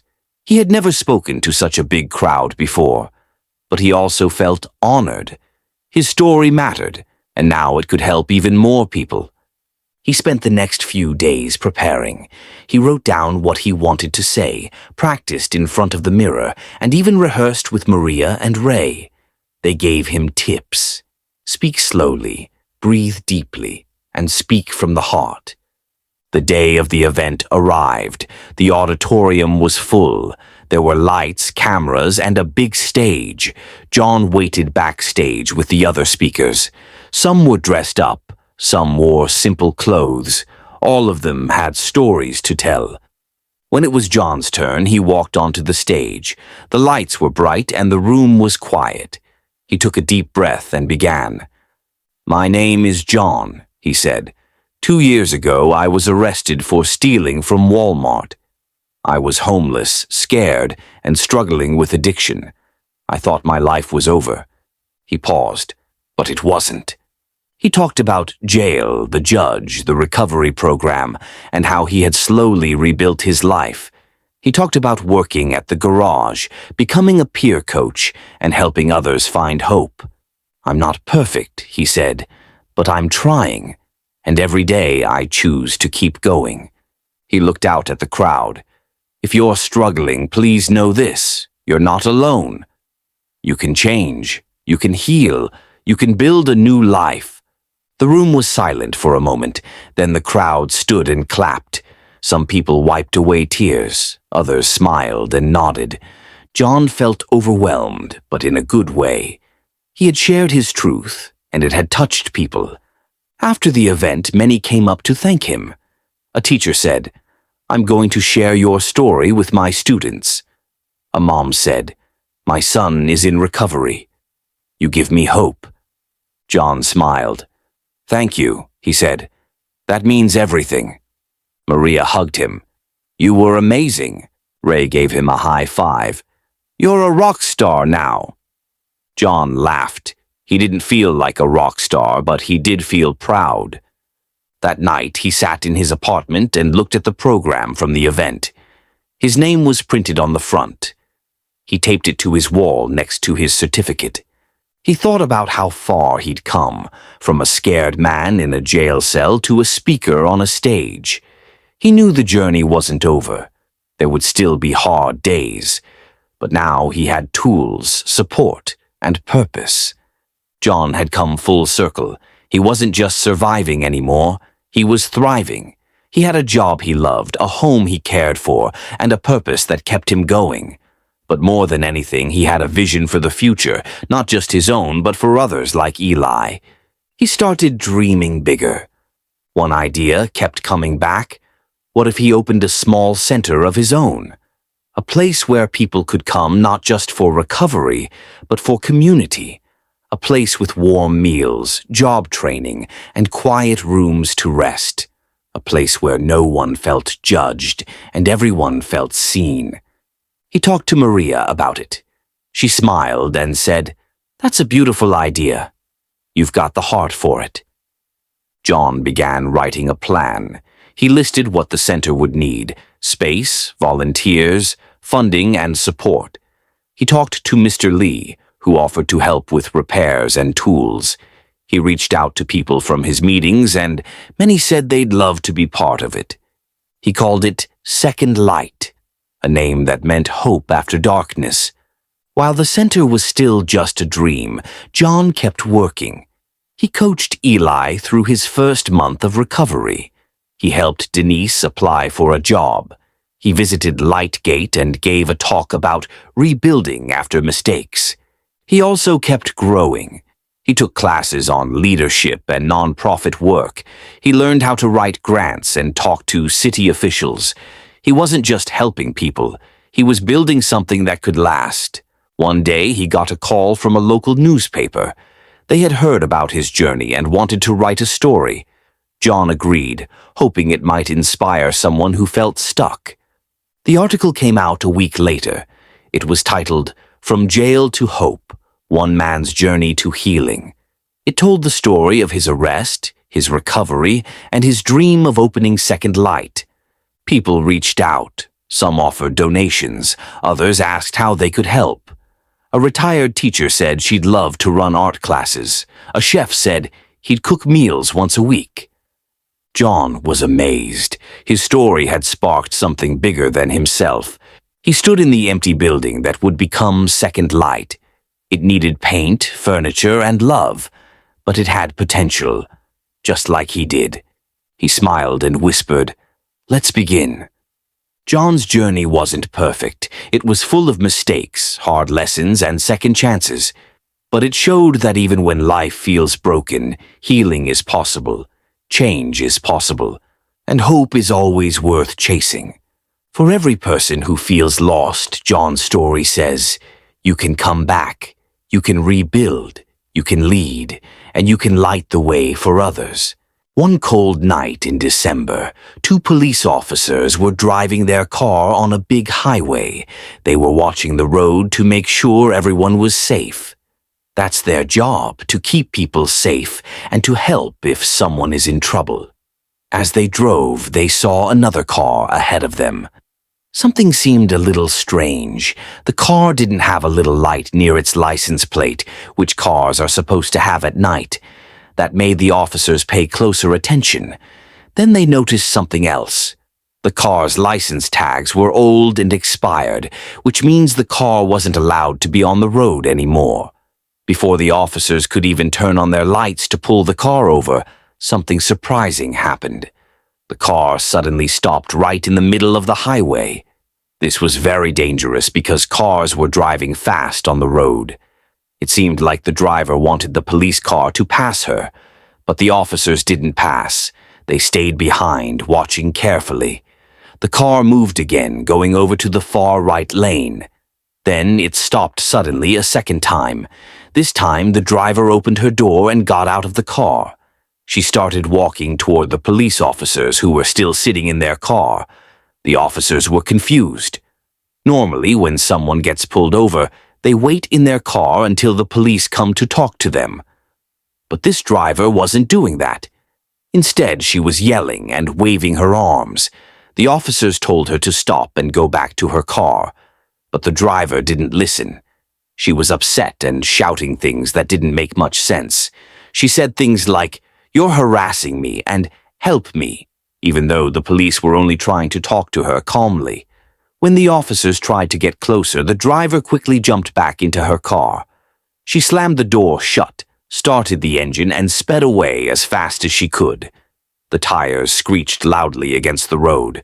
Now the officers knew they had a very serious problem. The driver wasn't just breaking small rules anymore. She was running away from the police, which is very dangerous for everyone on the road. Cars could crash, people could get hurt, and the driver herself was not safe. The officers turned on their flashing red and blue lights. They also turned on their siren, which made a loud wee ooh sound. This was to warn other cars on the highway to move out of the way. A chase had begun. The driver's car zoomed ahead, weaving in and out of lanes. The police officers followed, trying to keep up, but also trying to keep the road safe. They didn't want to cause a crash, but they couldn't let the driver just speed off. For a while, it was a scary game of chase. The driver was not thinking clearly. Sometimes she slowed down suddenly, then sped up again, making it hard for the officers to predict what she would do next. The officers stayed calm, talking to each other, planning how to stop her without hurting anyone. Finally, after a long and dangerous drive, the driver pulled into a neighborhood. She stopped her car near some houses. The officers quickly parked behind her and jumped out of their car. They wanted to end this safely, but when they tried to talk to her again, the driver shouted louder. She refused to listen. The officers had to stop her before she ran again, so they tried to put handcuffs on her. She kicked and pulled away, yelling, "I can't breathe," and "You're hurting me," even though they were just trying to hold her still. The officers kept telling her, "Calm down, stop moving. We're not hurting you, just calm down." But she kept twisting and screaming. She even accused the officers of things that weren't true, like, "You're harassing me, and you just want to take my car." The struggle went on for a while. Eventually, the officers managed to get her hands behind her back and put the cuffs on. She was finally under control, but she still yelled and cried, saying she couldn't breathe, or that her arm hurt, or that she wanted to speak to a different officer. The officers explained to her that she was being arrested because she had broken many rules. She drove without proper tags, she ran from the police, she refused to stop, and she even fought with them when they tried to help. They told her these actions have consequences. Even then, the driver didn't seem to understand. She kept shouting, "You're harassing me. You can't take my car." The officers stayed calm and told her, "Your car is going to be towed because you can't drive it anymore. This is because of your choices, not because we want to hurt you." At last, the officers put her safely in the back of their car. She continued to argue, but the chase was over. No one had been badly hurt, though the driver had put many people in danger. Later, at the police station, she was told all the things she was being charged with: running from the police, driving recklessly, fighting the officers, and having an open container of alcohol in her car. The flashing lights were still bright as the police car drove away from the neighborhood. Inside the back seat sat the driver. She was in handcuffs and she was very upset. She twisted, kicked, and yelled the whole time. The police officers in the front seat stayed calm. They had been trained to handle people who were scared, angry, or confused. They knew the driver didn't understand how much danger she had caused, but they also knew she had to face the consequences of her choices. The car turned onto quieter roads, and finally they reached a big building with tall fences and bright lights. This was the county jail, the place where people go when they break the law in serious ways. The driver shouted, "You can't take me here." "I didn't do anything wrong." But the officers calmly explained, "You didn't listen when we asked you to stop. You ran from us on the highway. You could have hurt yourself or others. Now we have to bring you here." When the car stopped, the officers carefully helped the driver out. She complained, "My arm hurts." "My handcuffs are too tight." One officer gently said, "They're not meant to be comfortable. They're meant to keep you safe and us safe." Inside the jail, the air smelled different, like cleaners and metal. The walls were plain and gray. Other officers were working at desks, writing papers and answering phones. It was not a scary place with dark cells like in cartoons. Instead, it was busy and bright with people walking around doing their jobs. The driver was led to a small room. She sat in a chair, still talking loudly. "I can't breathe. I don't deserve this. You're harassing me," she said over and over. The officers listened, but they also started filling out paperwork. They had to write down everything that had happened. The driver stopped suddenly on the highway. She got out of her car and shouted. She ran back into her car and drove away fast. She sped through the roads while the officers chased her. She fought when they tried to arrest her. She had an open container of alcohol in the car. Her car tags were expired, so the car wasn't allowed to be on the road. All of these things were serious. Each one had a consequence. Together, they added up to big trouble. The driver asked again, "Can I have my car back?" "You can't take it from me." The officer replied firmly, "The car is being towed. You can't drive it anymore because it isn't registered. That is not our choice. It is the law." The driver groaned and shook her head. She didn't want to hear it. But the officer continued, "Laws aren't made to be mean. They're made to keep people safe. When drivers follow the rules, fewer people get hurt. But when someone refuses to listen, it puts everyone in danger." The driver was quiet for a moment, but then she started again. "You were waiting for me. You just wanted to catch me. You're all the same." The officers didn't argue. They had heard many people say things like that. Instead, they focused on their work. One officer explained what would happen next. "You are being charged with eluding, which means you ran from the police. You are being charged with reckless driving because you sped and made the road unsafe. You are being charged with interference because you fought us when we tried to stop you. And you are being charged for having an open container of alcohol and for driving a car that wasn't registered. These are the consequences of your choices tonight." The driver didn't like hearing that. She shouted again, "It's not fair. You're all against me." But deep down, she must have known that the things the officer said were true. The jail staff brought her some water and asked if she needed medical help. They wanted to make sure she was safe, even though she was angry at them. The driver said, "I can't breathe. My body is numb." The staff called medics to check her. After a few minutes, the medics said she was fine. She was just upset and breathing too fast. The officers told her, "You need to calm down. The more you yell and fight, the harder this becomes for you." But she shook her head and muttered under her breath. Meanwhile, the officers talked quietly about what had happened. One said, "She stopped right in the middle of the highway. Then she sped off when we tried to talk to her. That was one of the strangest stops I've ever seen." The other nodded. "Yes, she put a lot of people in danger, but we got her in safely, and that's what matters."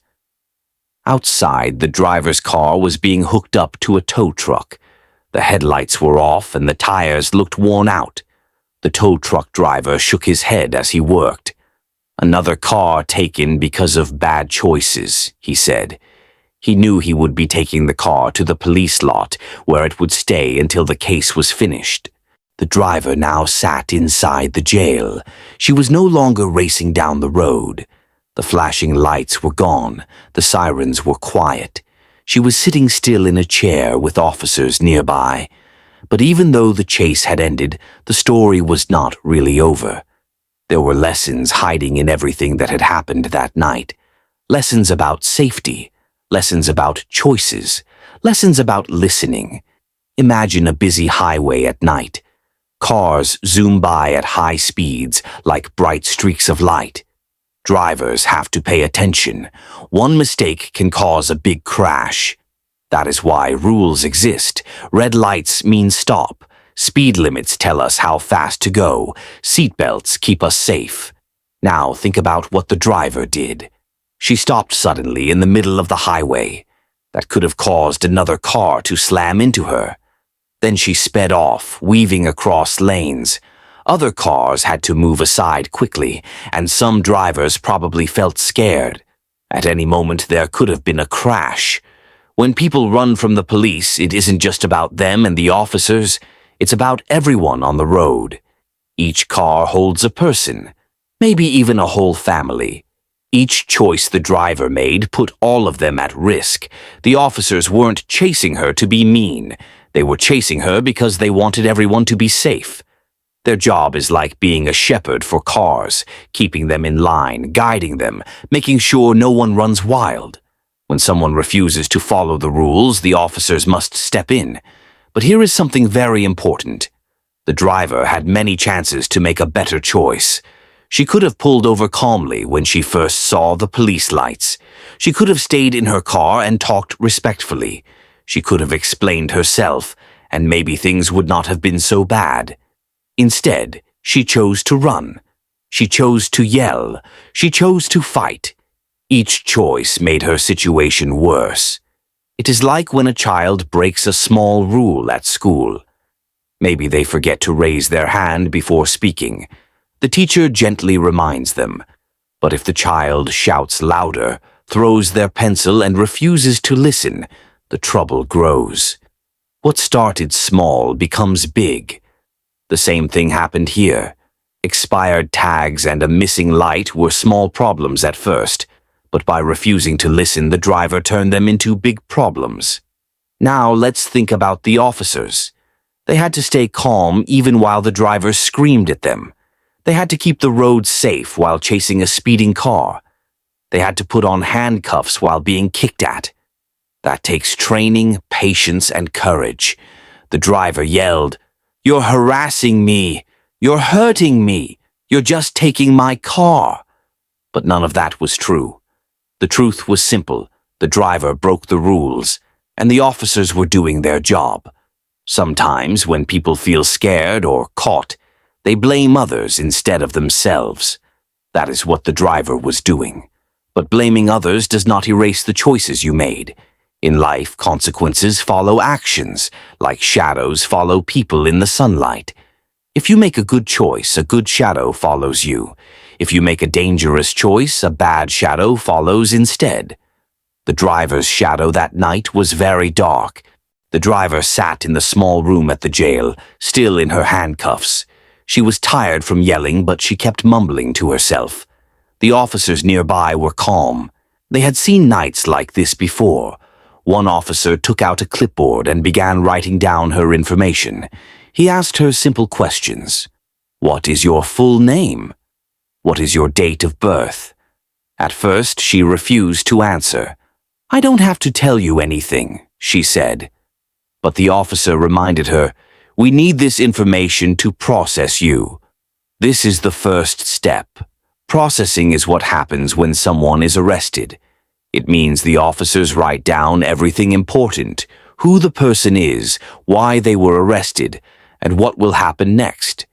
It's like when a teacher writes down what happened in class before calling a parent. Another officer gently removed her jewelry and checked her pockets.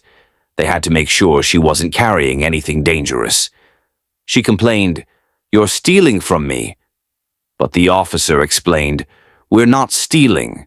Your things will be kept safe until you are released." After that, they asked her to stand by a tall machine.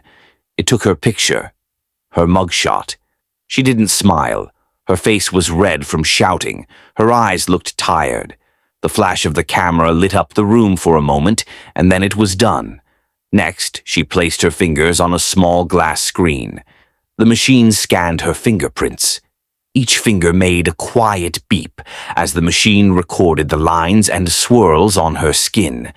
This was another way to be sure who she was. Through it all, the driver complained, "You don't know me. You're against me. You're hurting me." But the officers kept steady voices. "We're just doing our job." This is part of the process. When the paperwork was done, the officers explained her charges. "You are being charged with eluding, reckless driving, interference, operating a vehicle with expired registration, and having an open container. These charges are serious." The driver shook her head. "No, you're wrong. I didn't do anything." She still refused to believe, but the officers didn't argue. They knew the judge would decide later. Their job was simply to record the facts and keep everyone safe. Finally, they led her to a holding cell. The room was small, with plain walls and a bench. The heavy door shut behind her with a deep clang. She sat on the bench, alone for the first time that night. There were no flashing lights in the cell, no car engine to start, no road to race down, just silence. For the first time, the driver had to sit still and think. The heavy door closed with a loud metal sound, and the driver sat on the bench inside the small room. For the first time all night, there was no highway, no cars, no officers giving instructions, and no flashing lights, just silence. She sat there, still upset, but also starting to realize something important. She could not leave. No matter how much she shouted, no matter how much she argued, the door would not open until the officers decided it was time. This was jail. But what is jail, really? To understand it, we need to slow down and look closely, the way you might stop to look at a picture in a book. Jail is not just a scary place in movies or cartoons. It is not filled with pirates, witches, or giant locks on dungeon doors. Jail is a real place in towns and cities all across the country. It is where people go when they have broken the law and need to be kept safe or kept away from others, until a judge can decide what should happen next. Think of it like this. Imagine a classroom. The teacher sets rules like raise your hand, no running inside, and be kind to others. If a student breaks a rule, the teacher might give them a warning. If they keep breaking rules, maybe they sit out for a while or lose recess. The goal isn't to be mean, it's to keep the whole class safe and learning. Jail works in a similar way, but with grown-ups and much bigger rules. When someone breaks a law, they might be taken to jail. It's not a place to have fun, but it's not meant to be cruel either. It is meant to remind people that rules matter. Let's look at the driver's night again. She broke small rules at first. Her car's license tags were expired, and her license plate light didn't work.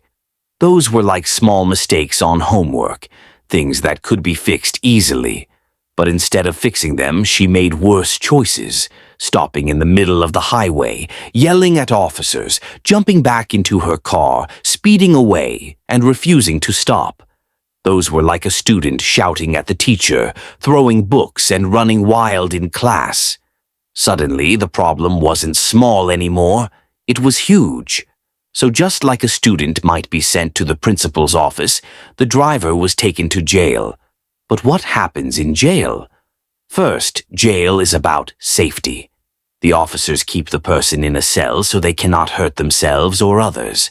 A cell is usually small, with plain walls, a bench or bed, and maybe a toilet. It's not comfortable. but it is safe. Second, jail is about waiting. People in jail are often waiting for a judge to hear their case. A judge is like a referee in a game. They listen to both sides and decide what is fair. Some people stay in jail for only a night, while others may stay longer until their case is decided. Third, jail is about consequences.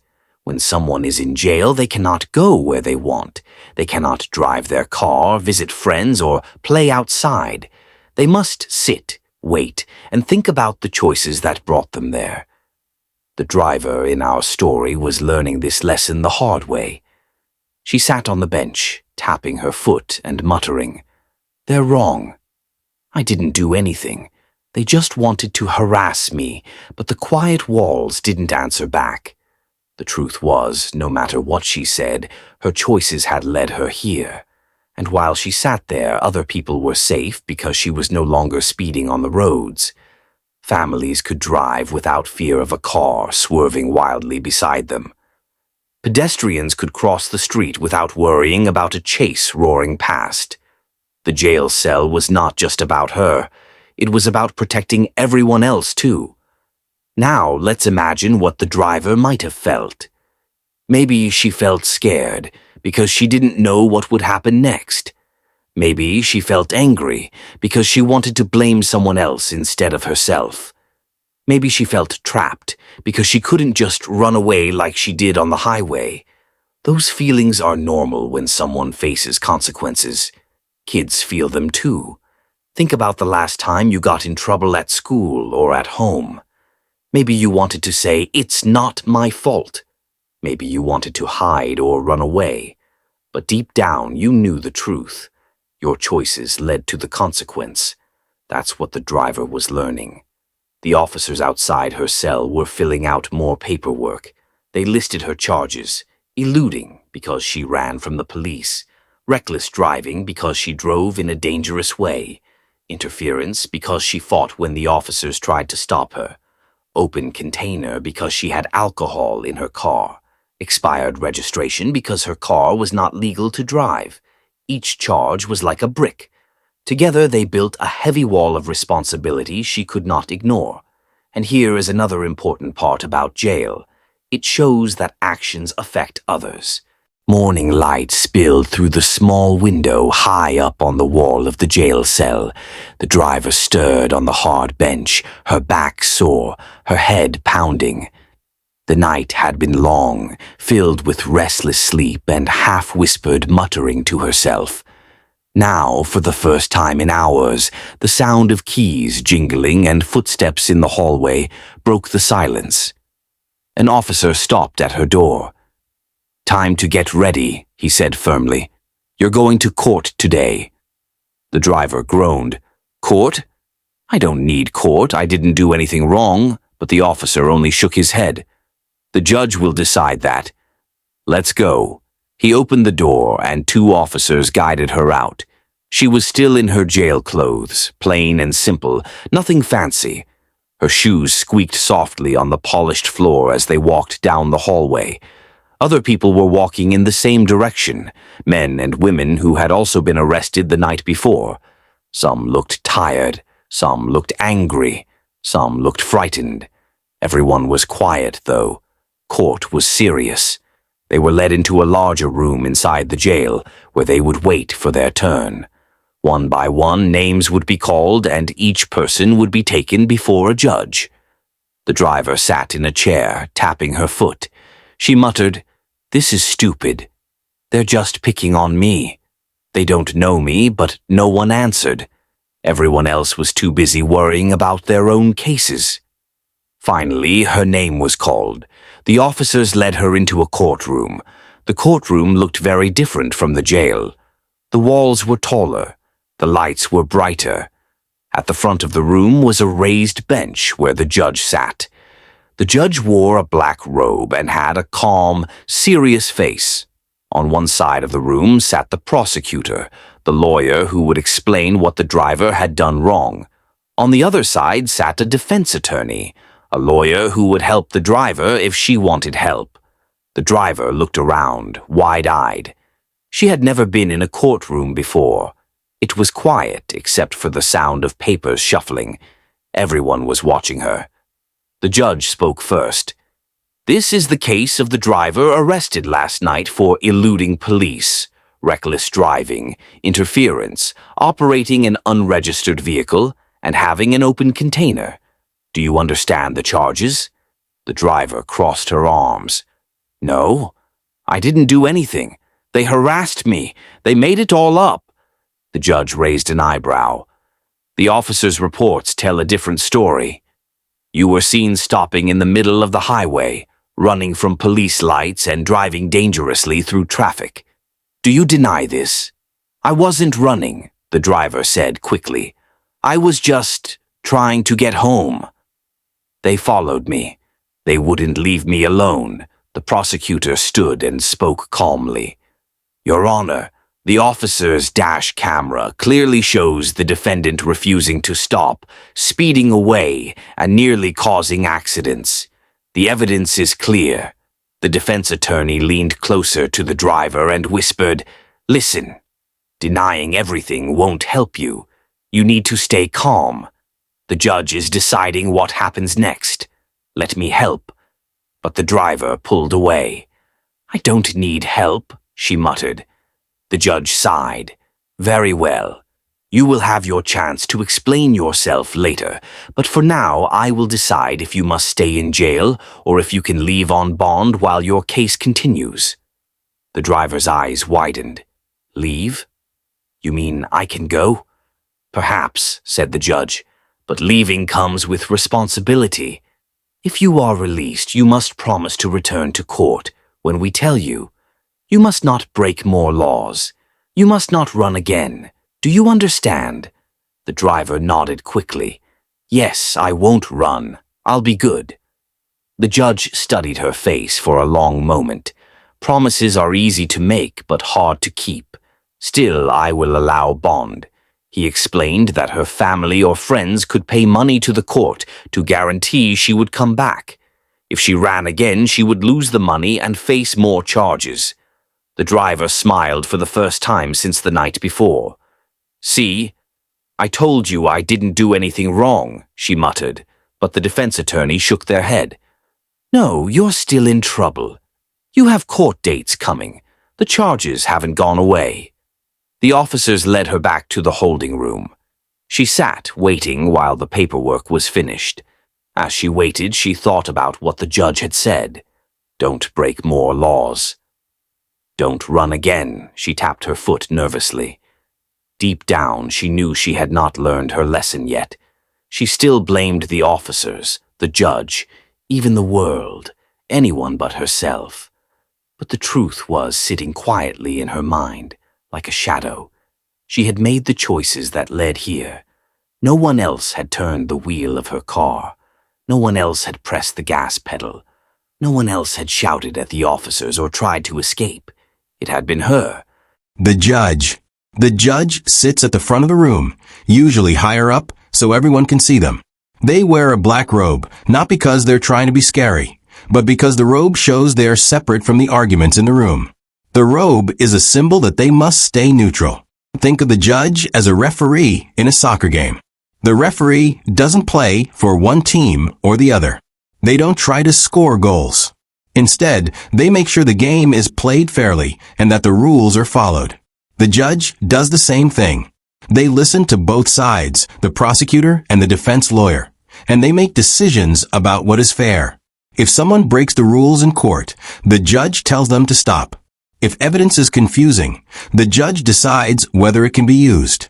And in many cases, the judge decides the final outcome. Guilty or not guilty, free to go or facing consequences. The driver in our story met a judge when she was taken to court the morning after her arrest. The judge listened to the officer's reports, listened to the driver's denial, and made a decision. She could leave jail for now, but only if she promised to return and follow the rules. That was the judge acting like a referee, keeping the game of justice fair. The prosecutor. On one side of the courtroom sits the prosecutor. The prosecutor is like the person who says, "Here are the rules, and here's how this person broke them." They represent the community, not just themselves. If someone speeds through a neighborhood, it doesn't just affect them. It could endanger kids on bikes, families crossing the street, or pets playing outside. The prosecutor's job is to speak for all those people, even if they aren't in the courtroom.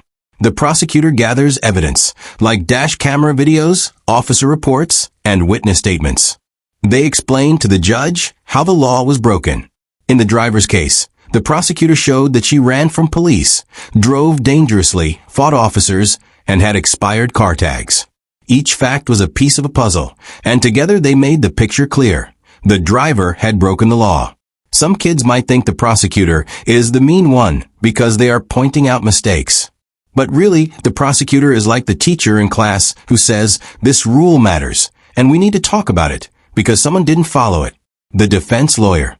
On the other side of the courtroom sits the defense lawyer.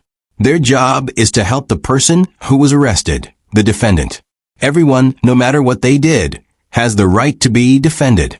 This is because fairness means hearing both sides, not just one. The defense lawyer listens to the person's story, checks the evidence, and asks questions like, was the person treated fairly by the police? Is all the evidence accurate? Does the person have reasons for what happened? The defense lawyer is not there to lie or to make excuses. They are there to make sure the person has a voice. Imagine if you were accused of something you didn't do. You would want someone to speak up for you, to show your side of the story. That's why defense lawyers exist. In the driver's case, a defense lawyer whispered to her during the hearing, telling her to calm down and listen. But the driver refused. She said, "I don't need help," and pushed the advice away. That was her choice, but it showed she still wasn't ready to take responsibility. How they worked together. The judge, prosecutor, and defense lawyer all play different roles, but together they make sure justice is fair. The prosecutor says, "Here are the laws and how they were broken." The defense lawyer says, "Here is the other side of the story." The judge listens to both and decides what is fair. It's like a triangle, each side holding the others up. Without the prosecutor, rules wouldn't be enforced. Without the defense lawyer, people wouldn't get to explain themselves. Without the judge, the arguments would never end. Why this matters for kids. Even though kids don't go to court for speeding cars or expired tags, they do have their own small courts every day. Think about school. The teacher is like the judge, making sure the class runs fairly. If a student breaks a rule, the teacher listens to what happened, just like a judge listens in court. If two kids argue, one might say, "He broke the rules," like a prosecutor, and the other might say, "That's not true. Here's what really happened," like a defense. The classroom isn't a courtroom, but the idea of fairness is the same. Everyone deserves to be heard, rules matter, and consequences follow choices. Returning to the driver's story. Now, think about how all of this fits with the driver. When she first saw the judge, she thought she could shout and deny everything. But the prosecutor had evidence. Reports, dash cam video, and witness statements. The defense lawyer offered to help her, but she refused. So the judge made the decision based on the facts. The driver left the courtroom that day, but the triangle of justice was still in place. She would have to return, face the prosecutor again, maybe listen to her defense lawyer if she chose to, and hear the judge's final decision. No amount of shouting could erase the roles of those three people. The system was bigger than her anger. It was designed to be fair, even if she didn't like it. The lesson. For kids, the lesson is clear. Fairness needs structure. Just like games need referees, communities need judges. Rules protect everyone. Prosecutors are not being mean. They are reminding us that broken rules put people in danger. Everyone deserves a voice. Defense lawyers exist because fairness means listening to both sides. Blame doesn't erase choices. The driver blamed others, but the evidence spoke louder. When kids see rules at school or at home, it might feel annoying, like, why do I have to follow this? But imagine if there were no rules, no lines in games, no turn-taking, no traffic lights, no speed limits. Life would be chaos. Rules, and the people who enforce them, are what keep everyone safe and fair. The driver didn't want to believe that yet. But the judge, prosecutor, and defense lawyer showed her that the truth was not just about her feelings. It was about facts, fairness, and responsibility. And as she waited for her next court date, she had more time to think. The driver walked out of the courthouse into the cold afternoon air. For a moment, she felt free again. The sky was wide and open. Cars passed on the street outside, their engines humming steadily. People hurried by with bags of groceries or holding their children's hands. Life outside the jail seemed almost normal, but her freedom was not full. In her pocket, she carried bond papers that felt heavier than stone. The words printed on them were a promise. She would return to court. If she didn't, she would lose more than money. She would lose trust, freedom, and her chance to explain her side. Her family was waiting near the steps. Her mother looked worried, her arms crossed tight across her chest. Her brother stood beside her, shaking his head. When the driver approached, her mother said quietly, "You scared us. Do you understand that?" The driver rolled her eyes. "I'm fine. They just wanted to harass me. They made a big deal out of nothing." Her brother frowned. "Nothing? You ran from the police on the highway. Everyone saw the lights. Everyone heard the sirens. People could have been hurt." The driver turned away. "You don't get it. They were after me. I had no choice." But deep down, a small part of her knew she did have choices. She just didn't want to face them yet. The family walked together to their car. The driver sat in the back seat, arms crossed, staring out the window. The world outside seemed the same, but she could feel the difference.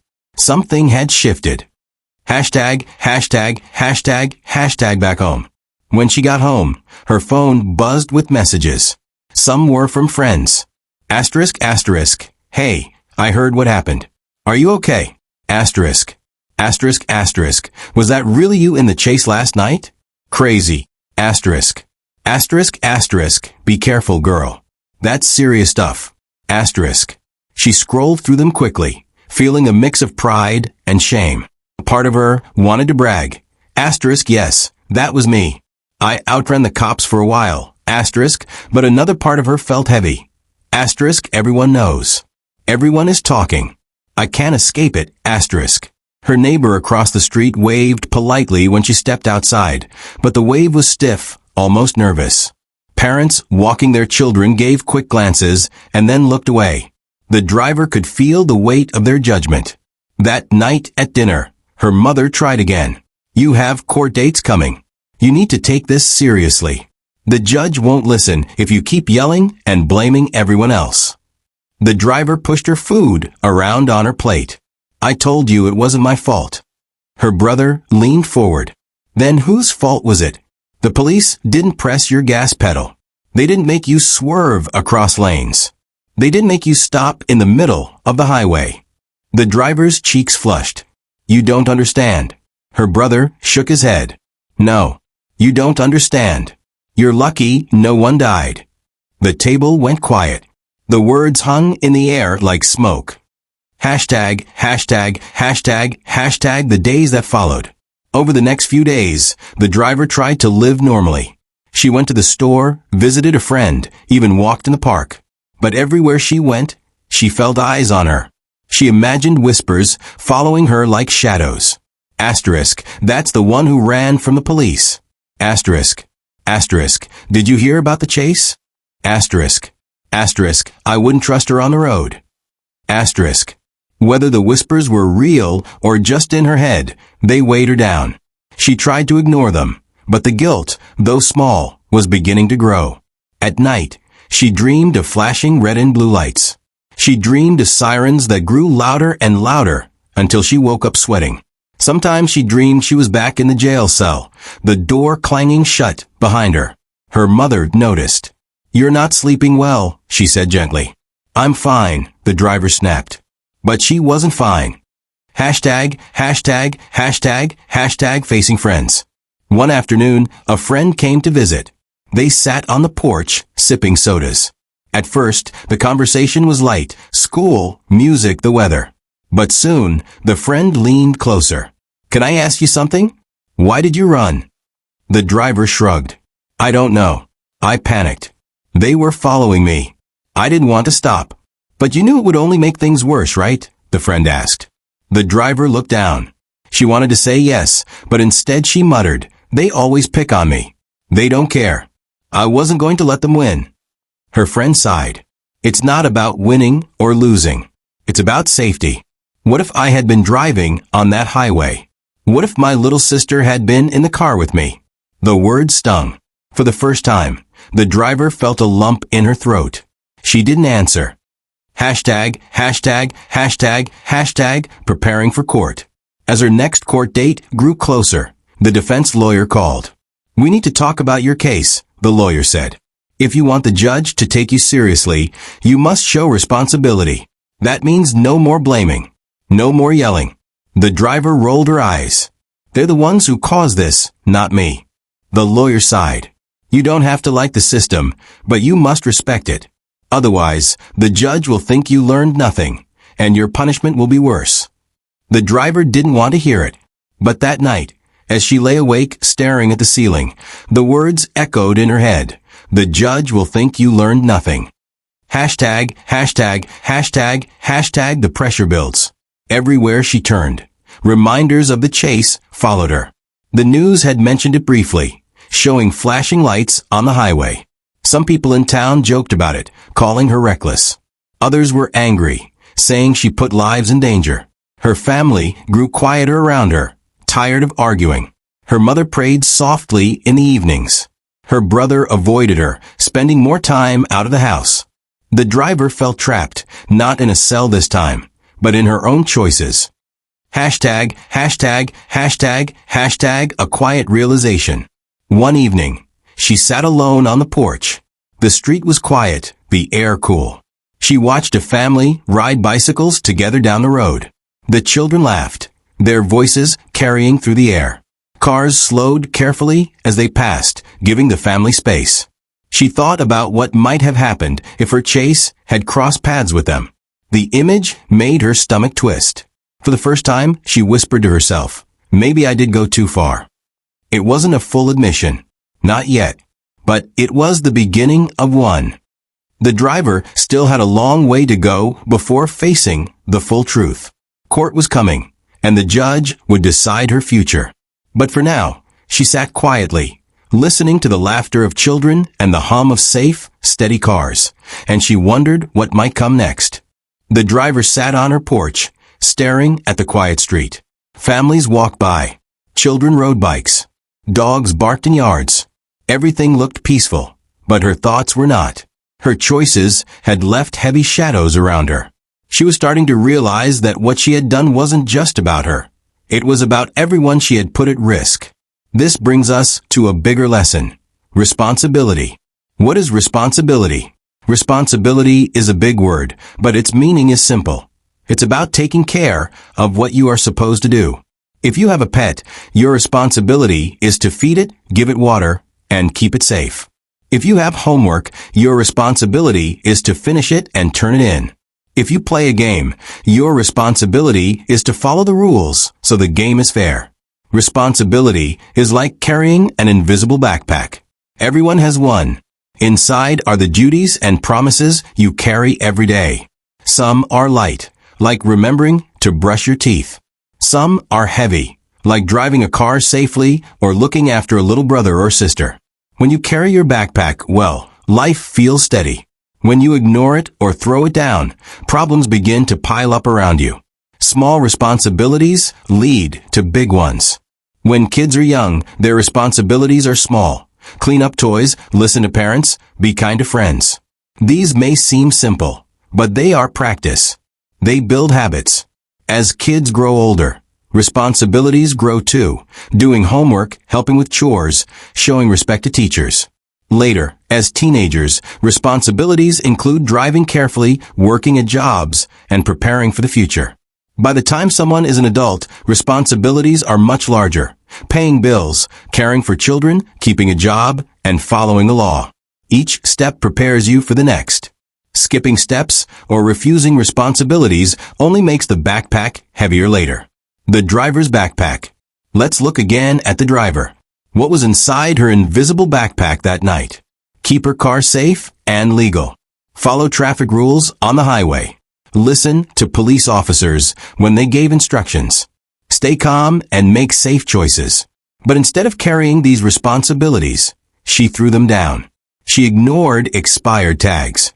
She stopped in the middle of the road. She shouted instead of listening. She ran instead of staying calm.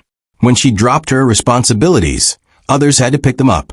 Police officers had to chase her. Other drivers had to swerve out of the way. Her family had to pay bond to get her released. This is what happens when someone avoids responsibility. The burden shifts onto everyone else. Why responsibility matters. Responsibility isn't just about rules. It's about trust. Imagine you promise to feed your friend's fish while they're on vacation. If you forget, the fish might get sick or die. Your friend will be sad, and they may not trust you again. But if you do your job well, your friend feels grateful and trusts you more. The same is true with bigger things. If you drive carefully, people trust you to share the road. If you tell the truth, people trust your words. If you admit your mistakes, people trust you to try harder next time. Responsibility builds trust like bricks build a strong wall. Without it, the wall crumbles. Responsibility in everyday life. Let's make it simple for kids. At home, cleaning your room, feeding a pet, helping with dishes. At school, doing homework, paying attention, respecting classmates. With friends, keeping promises, being kind, sharing fairly. In the community, following rules, waiting your turn, helping when you can. Each responsibility may feel small, but together they create safety and trust. Avoiding responsibility. Sometimes people avoid responsibility because it feels hard. Maybe they're scared of punishment. Maybe they don't want to admit they were wrong. Maybe they think someone else will fix it. But avoiding responsibility is like ignoring a small leak in a roof. At first, it seems tiny. You think, it's fine, I'll deal with it later. But the leak grows. Soon the ceiling sags, the floor gets wet, and the problem is much worse. The driver did the same thing. Expired car tags were a small leak. Instead of fixing them, she ignored them. When the police tried to stop her, she avoided responsibility again by running. The leak grew until it was a flood, a chase, an arrest, a night in jail. Admitting responsibility. The opposite of avoiding is admitting. Admitting responsibility means saying, yes, I did that. It was wrong. I will fix it. It doesn't feel easy. In fact, it can feel embarrassing. But admitting is the first step to making things better. When kids admit they didn't do their homework, the teacher may be disappointed, but also proud that they told the truth. When a child breaks a toy and says, I'm sorry, it was my fault, parents know they are learning honesty. For adults, admitting responsibility means showing judges, bosses, friends, or family that you are ready to change. If the driver had admitted her mistakes at the start, her night might have been very different. She could have gotten a ticket for expired tags and been sent home. But because she refused, her problems grew larger. Responsibility and freedom. Here's an important truth. Responsibility and freedom go together. Think of a playground. Kids are free to swing, slide, and play tag. But they also have responsibilities. Don't push, don't throw sand, don't climb too high. If they follow these rules, everyone plays safely, and freedom continues. If someone breaks the rules, a teacher might end the game. Driving is the same. Adults are free to travel anywhere in their cars. But that freedom comes with responsibilities. Obey speed limits, stop at red lights, don't drink and drive. When people respect those responsibilities, freedom on the road is safe. When they don't, that freedom can be taken away through tickets, jail, or losing a license. The driver wanted freedom without responsibility. But life doesn't work that way. Responsibility builds character. When someone carries their backpack of responsibility, well, people notice. They become known as dependable, trustworthy, and strong. This is called character. Character is not about being perfect. It's about how you handle mistakes. Do you admit them, learn, and grow? Or do you blame others and repeat them? The driver still had a chance to change her story. She could accept her mistakes, listen in court, and take responsibility. If she did, people might slowly begin to trust her again. If she didn't, her reputation would remain broken. A lesson for kids. So what does all of this mean for kids? It means every day is a chance to practice responsibility. Each choice, small or big, adds to your invisible backpack. Carry it well, and your life feels balanced.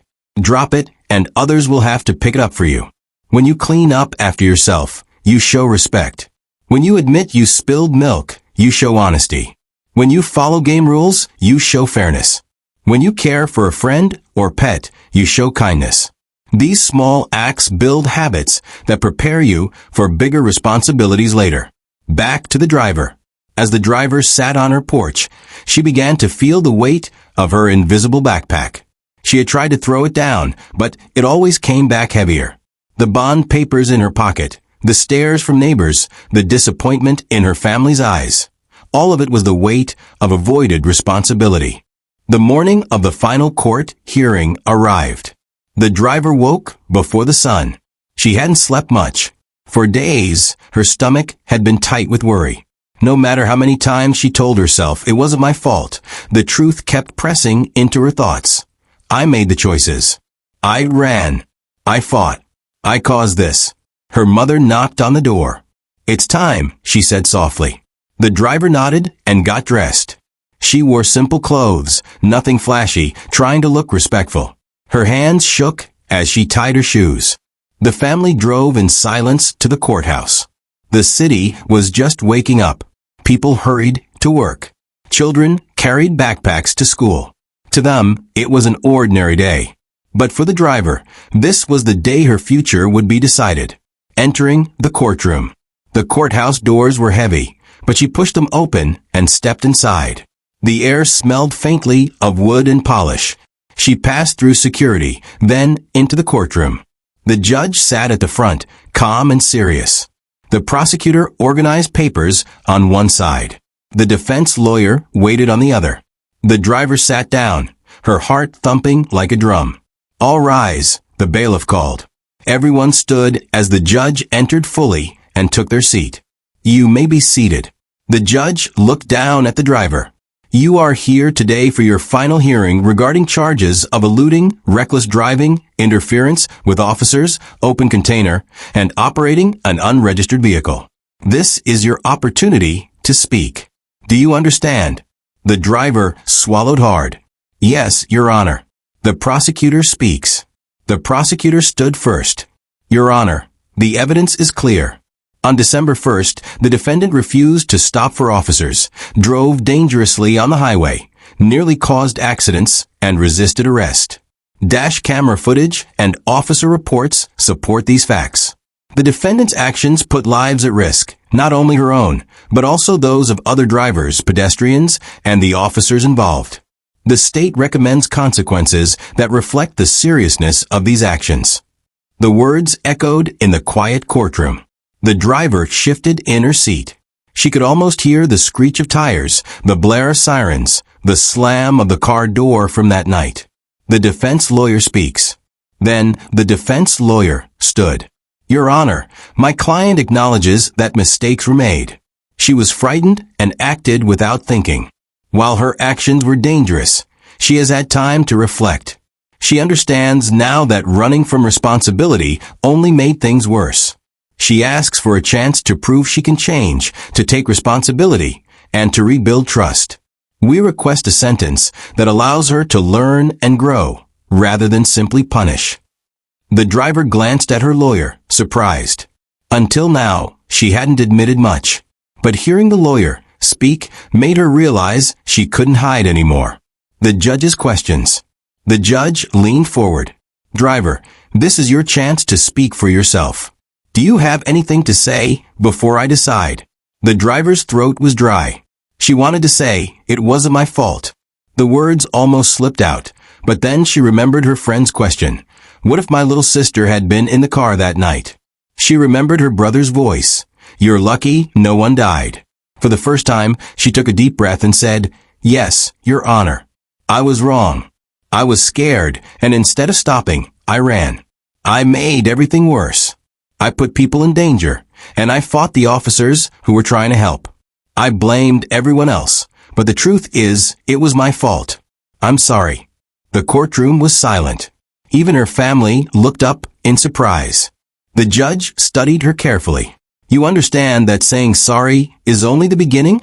Responsibility means showing through actions, not just words." "Yes, Your Honor," the driver said quietly. "I want to do better." The decision. The judge nodded slowly. "Very well. Here is my decision. For reckless driving and eluding police, you will serve probation and perform community service. For interference, you will attend classes about responsibility and decision-making. For the open container and expired registration, you will pay fines. You will not go to jail further at this time, but if you break another law, the consequences will be much harsher. Do you understand?" "Yes, Your Honor," the driver said, relief flooding her chest. The judge continued. "Remember this, laws are not meant to trap you. They are meant to keep everyone safe. You have been given another chance. Do not waste it." The gavel struck once, sharp and final. Court is adjourned. After the hearing, outside the courthouse, the driver stepped into the sunlight. For the first time in weeks, her chest felt lighter. Her family stood beside her. Her mother touched her arm. "I'm proud you finally admitted the truth," she said softly. Her brother nodded. "Now show us through what you do, not just what you say." The driver looked down at the bond papers in her hand, now replaced with the judge's orders. They were still heavy, but this time they didn't feel like chains. They felt like a map, guiding her toward responsibility. Community service. Weeks later, the driver began her community service. She picked up trash along the highway, wearing a bright vest so cars could see her. Each time she bent to grab a piece of litter, she thought about the night she had raced down that same road. She helped at a center that taught teens about safe driving. She stood quietly at first, listening to instructors explain why seatbelts, speed limits, and sober driving mattered. Then, one day, the instructor asked her to speak. She hesitated, then said, "I made bad choices. I ran from the police. I thought I could escape, but all I did was put people in danger and make things worse. Don't do what I did. Stop, listen, and take responsibility." The room was silent. The teens listened closely. Some nodded. The driver felt a strange warmth in her chest, not pride, but relief. She was finally turning her mistakes into lessons for others. A changed perspective. Over time, the whispers in her town faded. Neighbors saw her working hard, not making excuses. Friends noticed she no longer bragged or blamed. Her family began to trust her again. She still carried the memory of that night, the flashing lights, the chase, the clang of the jail door, but now it served as a reminder. A reminder of where she had been and where she never wanted to be again. The lesson for everyone. The driver's story shows that choices shape lives. One bad choice can grow into many if we run from it. But admitting responsibility, facing consequences, and working to change can rebuild trust. For kids, the lesson is simple. When you make a mistake, don't run. Say sorry and mean it. Show through actions that you can do better. Responsibility is not a burden. It is the path to freedom and trust. That night, months after her final court hearing, the driver sat again on her porch. The street was quiet, just as it had been before. But this time, the weight on her shoulders felt lighter. She knew she would never forget her mistakes. But she also knew she had been given a second chance. And this time, she planned to carry her invisible backpack of responsibility with care. The story was not about the chase anymore. It was about the change. And that made all the difference. It was a warm summer day in Chicago, August 9th, 2020. People were hanging out at Moran Park, playing, talking, and enjoying the sunshine. But something wasn't right. Someone called the police because they saw a boy with a gun. He was wearing a red shirt and a red hat, and he seemed angry, trying to start fights with people in the park. The police rushed to the park quickly. They were looking for the boy in red. It didn't take long before they spotted someone who looked just like the person described. When the boy saw the police, he ran. The officers chased him down the street, trying to catch him before anything bad happened. As they ran, something very dangerous happened. The boy turned around and pointed a gun at the police. He fired several shots. The officers had no choice. They shot back to protect themselves. One of their bullets hit the boy, but he didn't stop running. Even though he was hurt, he managed to escape into a nearby house and hid in the basement. Now things got even more serious. The police didn't know what was going to happen next. They had to be very careful. They set up a perimeter, which means they surrounded the area so the boy couldn't escape again. More police cars came, and officers started checking every part of the house. They needed to make sure no one else was inside and that the boy wouldn't hurt anyone else. Inside the house, it was quiet and tense. The officers called out to the boy, asking him to show his hands and come out. They didn't want him to die from his injury. They just wanted to help him and make sure everyone was safe. But the boy didn't come out right away. He stayed hidden in the basement, bleeding and scared. The officers kept talking to him, trying to convince him to come out. They said things like, "Let me see your hands, and come to where I can see you." They wanted to help, but they also had to be careful.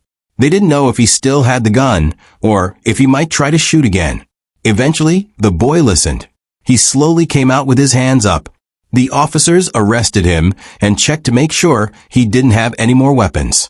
They called for an ambulance to take him to the hospital. The house was now a crime scene, which means the police had to look for clues and clean up the area. Outside, people were watching. Some were scared, some were curious, and some were just hoping everything would be okay. The police worked hard to keep everyone safe and calm. They talked to people in the neighborhood and made sure no one else was hurt. This was just the beginning of a long day for the police and the people in the neighborhood. What started as a normal day in the park turned into a scary and dangerous situation. But thanks to the quick response and careful work of the officers, the boy was caught, and no one else was seriously hurt. After the police finished searching the house and collecting evidence, the neighborhood slowly started to return to normal. But people were still talking about what happened. It wasn't every day that someone got shot by the police right near their homes. Some people were scared. Others were angry, and many were confused. Neighbors gathered outside, sharing what they saw and heard. Some had watched the whole thing from their windows. Others had only heard the sirens and gunshots. Everyone had questions. Why did the boy have a gun? Why did he run? Was he okay now? Would the police come back? The police knew that the community needed answers. So they held a meeting to talk to the people who lived nearby. They explained what had happened, step by step. They said the boy had fired at officers first, and that they had to protect themselves. They also said they were still investigating everything to make sure it was handled the right way. Some people believed the police and felt safer knowing they had acted quickly. Others weren't so sure. They wondered if the boy had really fired first. They asked if the police could have done something different, like talking to him instead of chasing him. These kinds of questions are hard, and there aren't always easy answers. At the same time, news reporters came to the neighborhood. They wanted to tell the story to the rest of the city. Cameras were set up and interviews were done. Some neighbors spoke on TV, sharing their thoughts. The story spread fast, and soon people all over Chicago were talking about it. The boy's family also spoke out. They were upset and worried. They said he was just a teenager and didn't deserve to be shot. They wanted to know why things had gotten so dangerous. They asked for justice, which means they wanted the truth to come out and for things to be made right. Community leaders joined in too. They talked about how important it is to keep kids safe and to help them before things go wrong. They said more programs were needed, like places where kids could go after school or people they could talk to when they were feeling angry or scared. Some people organized peaceful gatherings. They lit candles, said prayers, and talked about how to make the neighborhood safer. They didn't want more violence. They wanted to work together to help young people and build trust between the police and the community. The police listened. They promised to keep talking with the neighborhood and to be more open about what happened. They said they would look at body camera footage, which is video from cameras the officers wear. That way, people could see what really happened and decide for themselves. Even though the boy was in the hospital, the story wasn't over. People were still asking questions, sharing feelings, and trying to understand. It was a tough time, but many hoped that something good could come from it, like better communication, more support for kids, and a safer place for everyone. After the boy was taken to the hospital and the house was searched, the police started putting all the pieces together. They looked at the evidence they had collected, like the gun, the bullet shells, and the body camera videos. They also listened to what the officers and witnesses had said. Their goal was to understand exactly what happened and why. One of the most important things was the body camera footage. These are small cameras that police officers wear on their uniforms. They record everything that happens during an incident. The footage showed the moment the officers saw the boy, chased him, and when he pointed the gun and fired. It helped confirm that the boy had shot first, and that the officers had responded to protect themselves. The police also looked at the gun. They checked to see if it had been used before in other crimes. Sometimes, guns are passed around between people, and they can be linked to different events. They ran tests to see if the bullets matched any other cases. This helps them understand if the boy had been involved in other dangerous situations. They also checked the boy's background. They wanted to know if he had been in trouble before, or if he was part of a group that caused problems. They found out that he had been arrested before, and that he might have been connected to a gang. Gangs are groups that sometimes fight with each other and break the law. This helped explain why he had a gun and why he ran from the police. But the police didn't stop there. They wanted to know how the boy got the gun. He was young, and it's illegal for kids to have weapons. They started asking questions. Who gave him the gun? Where did it come from? Was someone else responsible for putting him in danger? They talked to his family and friends. Some people said he had been scared lately, and that he felt like he had to protect himself. Others said he had been acting angry and getting into fights. It was clear that the boy had been struggling, and that he didn't know how to ask for help. The police also worked with other departments, like detectives and youth services. They wanted to make sure the investigation was complete and fair. They didn't just want to punish the boy. They wanted to understand what led to this moment and how to prevent it from happening again.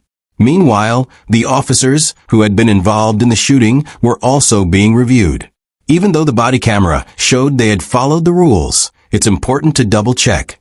The police department has special teams that look at these cases and make sure everything was done properly. This part of the process takes time. It's not just about what happened in the moment. It's about understanding the bigger picture. Why did the boy feel unsafe? Why did he have a gun?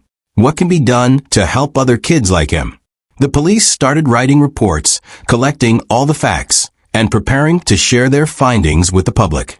They knew people were watching and waiting for answers. They wanted to be honest and clear so that everyone could understand what had happened and why. When someone gets shot by the police, even if it's because they were dangerous or had a weapon, there are many steps that have to happen afterward. It's not just about catching the person. It's about making sure everything was done fairly and safely. That's why there are special investigations and reviews. First, the police department looks closely at what happened. They check the body camera footage, talk to the officers involved, and read all the reports. They want to make sure the officers followed the rules.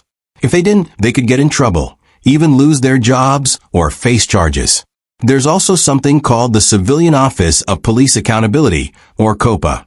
This is a group of people who aren't police officers, but they help make sure the police are doing their jobs the right way. They look at the same evidence and decide if the officers acted properly. If they think something went wrong, they can recommend changes or punishments. Sometimes, the mayor or other city leaders get involved too. They want to make sure the community feels safe and trusts the police. They might hold meetings, give speeches, or talk to the media.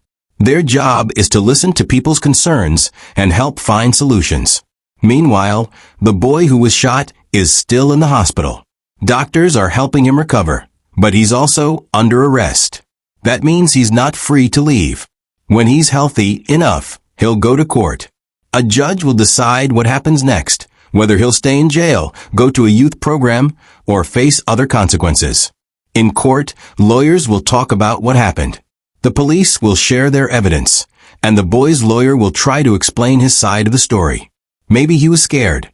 Maybe he didn't mean to hurt anyone. The judge will listen to both sides and make a decision based on the law.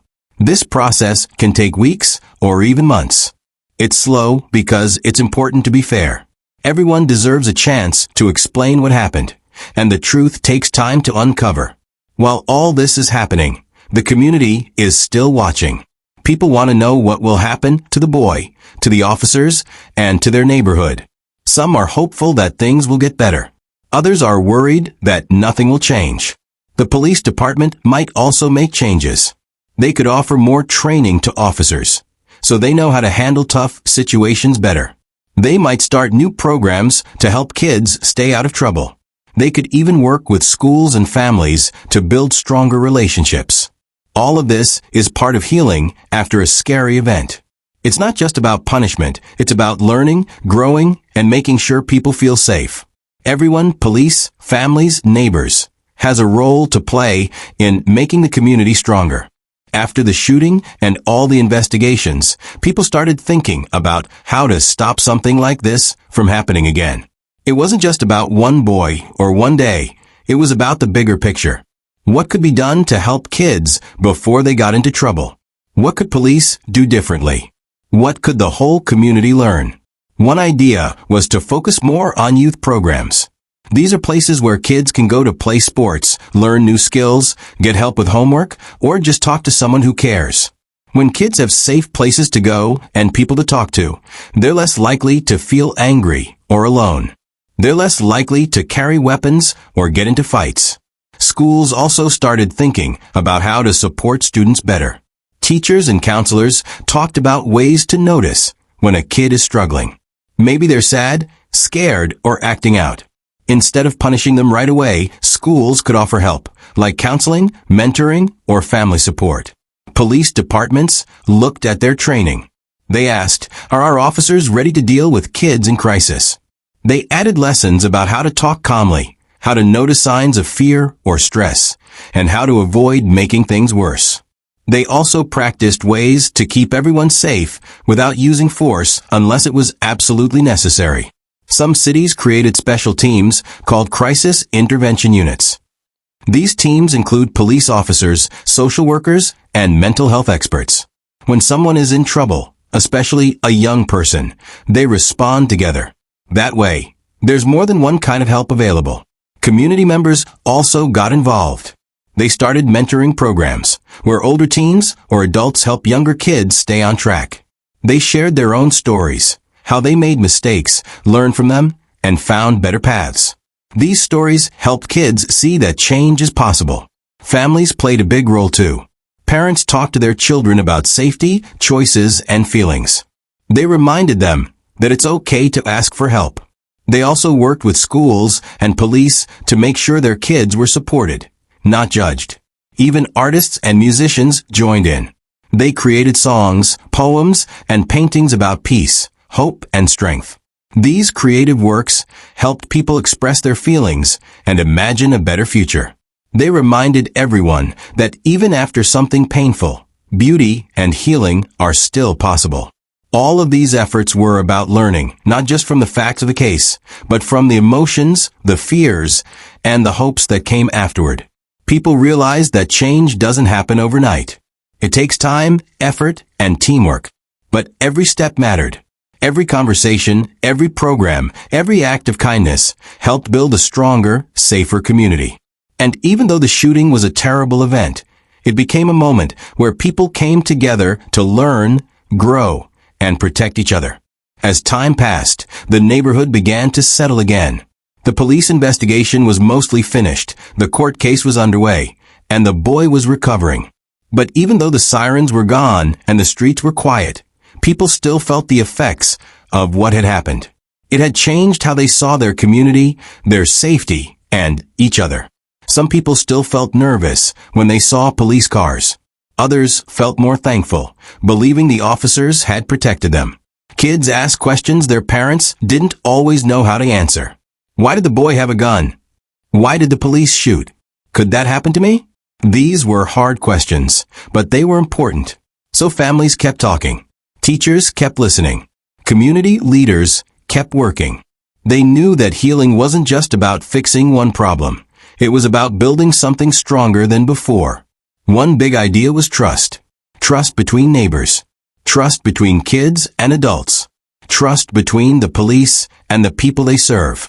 Without trust, fear grows. But with trust, people can work together, solve problems, and protect each other. To build trust, the police started doing more community walks. Officers didn't just drive by in cars. They walked through neighborhoods, talked to people, and listened.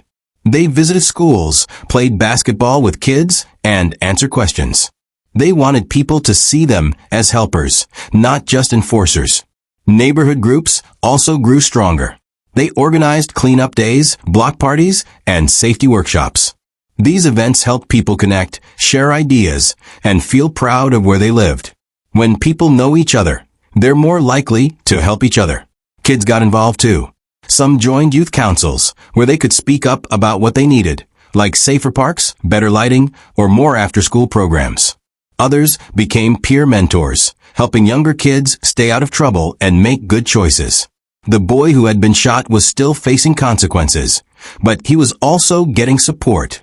He had counselors to talk to, teachers who believed in him, and a chance to learn from his mistakes. He wasn't just seen as a criminal. He was seen as a person who needed help and could still grow. This didn't mean everything was perfect. There were still challenges. Some people were still angry. Some didn't trust the system. But there was progress, and progress matters. The story of that day in the park became more than just a scary event. It became a turning point, a moment when people decided to care more, listen harder, and work together. It reminded everyone that safety isn't just about police or laws. It's about people looking out for each other, speaking up, and choosing kindness. And even though the boy's story had started with fear and danger, it was now part of something bigger. A community learning to heal, grow, and move forward together. Even after the court case was finished and the boy's future was decided, the story didn't fade away. It stayed in people's minds, in the way they talked to their kids, in how they looked at police officers, and in the choices they made every day. It became part of the neighborhood's history, something that changed how people saw their world. Teachers used the story to help students understand big ideas, like justice, safety, and responsibility. They asked questions like, what does it mean to make a good choice? Or, how can we help someone who's struggling? These conversations helped kids think deeply and care more about others. Artists continued to create murals and music that honored the moment. Some painted pictures of hope, showing kids growing strong and communities standing together. Others wrote songs about courage, change, and the power of speaking up. These works helped people feel connected and reminded them that beauty can grow from pain. The police department kept working too. They reviewed their policies, added new training, and stayed in touch with the community. They knew that trust takes time to build, and only a moment to break. So they kept showing up, listening, and trying to do better. Families talked more openly about safety. They reminded their kids that it's okay to be scared, but it's important to ask for help. They taught them how to stay calm, how to speak respectfully, and how to make choices that keep everyone safe. The boy's story was also shared in youth centers and programs, not to scare kids, but to help them understand. It showed how one moment, one decision, can change everything. It reminded them that even when things feel out of control, there are people who care and want to help. And for the boy himself, the journey wasn't over. He had a long road ahead, full of lessons, challenges, and chances to grow. But he wasn't alone. He had people who believed in him, who wanted him to succeed, and who saw more than just his mistakes. This story of a summer day, a chase, a shooting, and everything that followed wasn't just about one person. It was about all of us. About how we respond to fear. About how we treat each other. About how we build a world where kids feel safe, where police are trusted, and where communities stand strong. It's a story that stays with us, not because it was easy, but because it mattered. After the court made its decision, the boy didn't go to jail. Instead, the judge chose something different, something that gave him a chance to change. He was sent to a youth rehabilitation center. That's a place where kids who've made serious mistakes can learn, grow, and get help. It's not like a regular school, and it's not like a prison either. It's somewhere in between. The center had rules. The boy had to wake up early, go to classes, and talk to counselors. He couldn't leave whenever he wanted, and he had to earn privileges like phone calls or visits. At first, he didn't like it. He missed his family. He missed his freedom. But slowly, things started to change. One of the first things he learned was how to talk about his feelings. That might sound simple, but it was hard for him. He had spent years hiding his emotions, acting tough, and keeping everything inside. Now he had to sit in a circle with other kids and say things like, "I was scared," or "I didn't know what else to do." It felt strange, but also kind of good. The counselors helped him understand why he had made the choices he did. They didn't yell at him or make him feel bad. They asked questions like, "What were you thinking when you ran?" or "What did you hope would happen?" These questions helped the boy see that he had been reacting out of fear, not because he wanted to hurt anyone. He also learned about consequences. Not just the kind that come from breaking the law, but the kind that affect people's lives. He saw how his actions had scared the community, hurt his family, and put others in danger. That was hard to face. But it helped him realize that he didn't want to be that kind of person anymore. At the center, the boy met other kids with similar stories. Some had been in fights.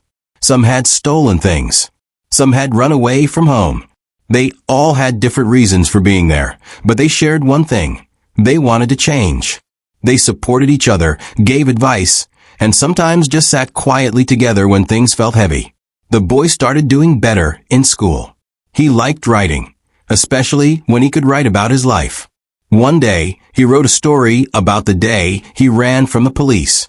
He didn't make excuses, he just told the truth. His teacher read it and said, "This is powerful." That made the boy feel proud, maybe for the first time in a long time. He also joined a music class. At first, he didn't think he'd like it. But when he picked up a drumstick and started tapping out rhythms, something clicked. Music helped him express things he couldn't say with words. It helped him feel calm, focused, and strong. As the weeks went by, the boy earned more trust. He got to call his mom once a week. He got visits from his older brother. They didn't talk about the shooting much. They just talked about life, school, and what they'd do when he came home. Those visits gave the boy hope. One day, the boy sat down with his counselor and asked, "Do you think I'll ever be normal again?" The counselor smiled and said, "You're not trying to be normal. You're trying to be better. And that's even more important." That answer stayed with the boy. He knew he couldn't erase what had happened, but he could learn from it. He could grow. He could become someone who helped others instead of hurting them. He started thinking about what he wanted to do when he left the center. Maybe he could work with kids like him. Maybe he could write more stories. Maybe he could help build safer neighborhoods. He didn't know exactly what his future would look like, but for the first time, he believed he had one. And that belief, that second chance, was the beginning of something new. Even though the boy's story had started with a moment of danger, it had now reached far beyond that single day.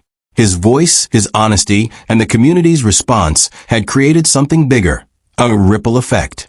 Like when you drop a stone into water and the waves spread out, one small action had begun to change many lives. In neighborhoods across the city, people were talking more openly about youth, safety, and trust. Other kids, who had been quiet, started speaking up. They said things like, "I felt scared too," or "I didn't know anyone cared." Teachers noticed the difference.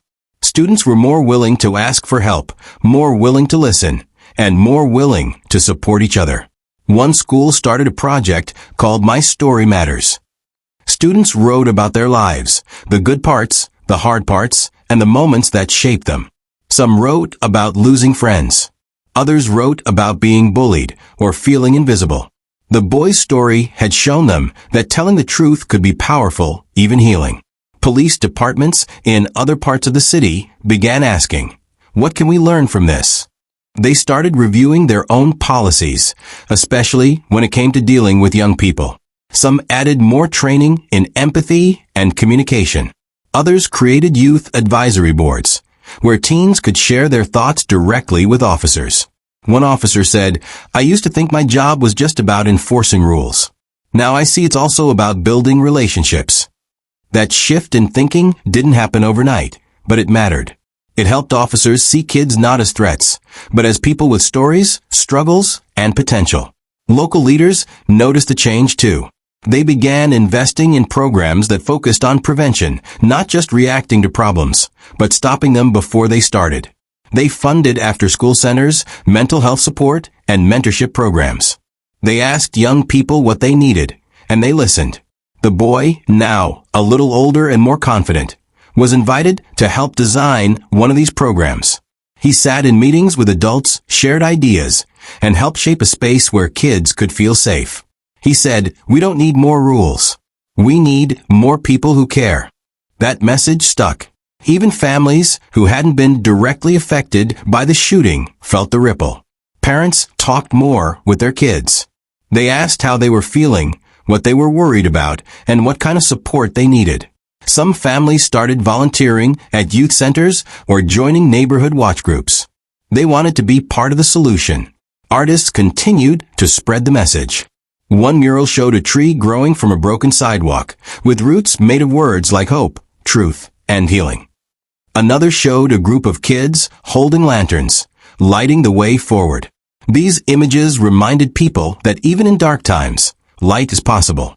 The ripple effect reached City Hall, where leaders began rewriting policies to make them more youth-friendly. They added protections for kids in crisis, made it easier to access counseling, and created pathways for young people to be heard in decision-making. They understood that real change comes from listening, learning, and acting together. And through it all, the boy kept growing. He wasn't perfect. No one is. But he was trying. He was learning. He was helping. His story had become more than just a warning. It had become a guide. A reminder that even the hardest moments can lead to something better if we choose to care, to listen, and to act. The boy had come a long way since that summer day in the park. He had gone from running in fear to standing in front of crowds, sharing his story. He had learned to speak honestly, to listen deeply, and to care about others. But even with all that growth, he knew something important. Change doesn't happen all at once. It's a long road, full of bumps, turns, and moments when you wonder if you're still going the right way. One morning, the boy sat on the steps of the youth center, watching the sun rise. He thought about everything that had happened. The chase, the shooting, the hospital, the court, the center, the speeches, the murals, the bridges. It felt like a lifetime ago, but it also felt like yesterday. Some memories stay close, no matter how far you travel. He had a notebook in his lap. Inside were pages filled with thoughts, poems, sketches, and plans. One page had a list titled Things I Want to Do. It said, "Help kids like me, talk to police, and make peace. Write a book about my story. Make music that heals. Build something that lasts." He didn't know how he'd do all those things, but he knew he had to try. That day, he had a meeting with a group of city leaders. They wanted to hear from young people about how to make the city safer and more fair. The boy was nervous. These were people in suits with big titles and important jobs. But he reminded himself, they were just people. And people need stories to understand. At the meeting, he sat beside other teens, some from neighborhoods like his, some from different parts of the city. They shared their experiences. Being stopped by police for no reason, feeling unsafe at school, not knowing where to go when life got hard. The boy listened, nodded, and then spoke. "I used to think no one cared," he said. "I thought I had to carry everything alone. That's why I ran. That's why I had a gun. I didn't trust anyone. But now I know that trust starts with truth. If you want kids to trust you, you have to listen. You have to show up. You have to mean it." The room was quiet. One of the leaders leaned forward and said, "What would you change if you could?" The boy didn't hesitate. "I'd make sure every kid has someone to talk to. Not just when things go wrong, but all the time. I'd make sure police know how to talk to kids, not just chase them. And I'd make sure we have places to go where we feel safe, seen, and supported." The leaders nodded. Some took notes. Others asked questions. It wasn't a perfect meeting. Some ideas were hard to agree on. But it was a start. And starts matter. After the meeting, the boy walked home with one of the other teens, a girl named Maya. She had spoken about losing her brother to gun violence. "You were brave," she said. "I wish my brother had someone like you to talk to." The boy looked down. "I wish I had someone too. But maybe we can be that for someone else now." They walked in silence for a while, then started talking about music, school, and dreams. It felt good to connect, not just about pain, but about hope. Later that week, the boy visited his old neighborhood. He hadn't been back in a while. The park looked the same, but it felt different. He saw kids playing, laughing, running. He saw parents chatting on benches. He saw a mural on the wall near the basketball court, one he had helped design. It showed a boy standing at a crossroads, with signs pointing to fear, hope, truth, and change. He sat on the bench and watched. A younger kid came over and asked, "Are you the guy from the mural?" The boy smiled. "Yeah, I guess I am." "Cool," the kid said. "I like the hope sign. It's my favorite." "Mine too," the boy replied. They talked for a while. The kid said he wanted to be a firefighter. The boy said he wanted to be a writer. They shared snacks and stories. It was simple, but powerful. One moment of connection. One step on the road. That night, the boy wrote in his notebook, "Change is slow. It's not a big explosion. It's 1,000 small sparks. A conversation, a mural, a handshake, a hug, a promise. It's showing up even when you're tired. It's speaking up even when you're scared. It's believing even when you've been hurt." He didn't know if anyone would read those words, but he knew they mattered. Over the next few months, the boy kept walking the road. He helped start a podcast where teens could share their stories. He joined a youth council that advised the mayor. He wrote articles for a local newsletter. He even started writing a book, part memoir, part guide, part love letter to the city that shaped him. He still had hard days. Days when memories came back too strong. Days when he doubted himself. Days when he felt the weight of everything. But he had tools now, people to talk to, ways to express himself, and a sense of purpose. One day, he got a letter from a kid in another city. It said, "I read about you in the news. I'm going through some stuff too. I don't know what to do. But your story helped me feel less alone. Thank you." The boy held the letter close. It reminded him that stories travel, that truth matters, that change, even slow change, can reach far. He wrote back, "You're not alone. Keep going. Keep growing. Your story matters too." And with that, he kept walking. Not toward perfection, not toward fame, but toward something real, something lasting, something better. Because the long road to change isn't just about fixing what's broken. It's about building what's possible, together. It was a cold night in February, and most people were asleep. But one boy, just 16 years old, was out driving a white car through the quiet streets of a small town. He wasn't supposed to be driving. He didn't have a real license yet, just a permit. And he didn't have permission to use the car either. It belonged to someone in his family. Earlier that night, the same car had already been in trouble. Police officers from another town had tried to stop it, but the driver had sped away. Now, in this new town, another officer saw the car and turned on his flashing lights. That's when the chase began again. The car zoomed down the road, going faster and faster. First 60 miles per hour, then 80, then 100. That's way too fast for a regular street. The officer followed, calling out directions and speeds over his radio. The car didn't stop at stop signs. It didn't slow down for corners. It even drove through a field, kicking up mud and grass. Other officers joined the chase. One tried to stop the car by laying down spike strips, special tools that pop tires if a car drives over them. But the boy somehow missed the spikes. Instead, 2 police cars hit them by accident. Their tires blew out and they had to stop chasing. One officer was frustrated. He had driven through a field, almost crashed, and now his car was damaged. "I hit spikes," he said. "My front tire blew out." The chase was over, for now, Later that morning, around 6:30 a.m., another officer called the owner of the car. They wanted to know who had been driving. By 11:30 a.m., the boy came home. That's when the officer showed up to talk to him. The boy looked calm, but the officer had questions. "Have you been here the whole time?" he asked. "Are you hurt?" The boy said no. He said he had just gotten home and hadn't been hurt at all. The officer asked about the car. "Where is it?" he said. "Is it damaged?" The boy said it was parked nearby and didn't seem broken. He said he didn't think he hit the spike strips.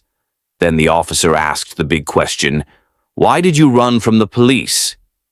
The boy looked down. "I got scared," he said. "I didn't know what to do." The officer nodded. "They were just stopping you because of your window tint," he said. That means the windows on the car were too dark, which is against the rules in some places. That's all. But instead of stopping, the boy had driven away. The officer kept asking questions. "Why did you take the car?" he said. "You're so close to getting your license." "Why risk it?" The boy shrugged. "I just wanted to drive," he said. It turned out this wasn't the first time he had taken a car without asking. His mom had caught him doing it before. He said he had moved her car to play basketball, but now it was clear he had gone much farther. The officer asked about the night. "Where did you go?" he said. The boy explained he had driven to a nearby town called Berlin. That's where the first police chase happened. Then he came back home. But when another officer saw him again, he ran a second time. He drove through more towns, past traffic lights, and even through a cornfield.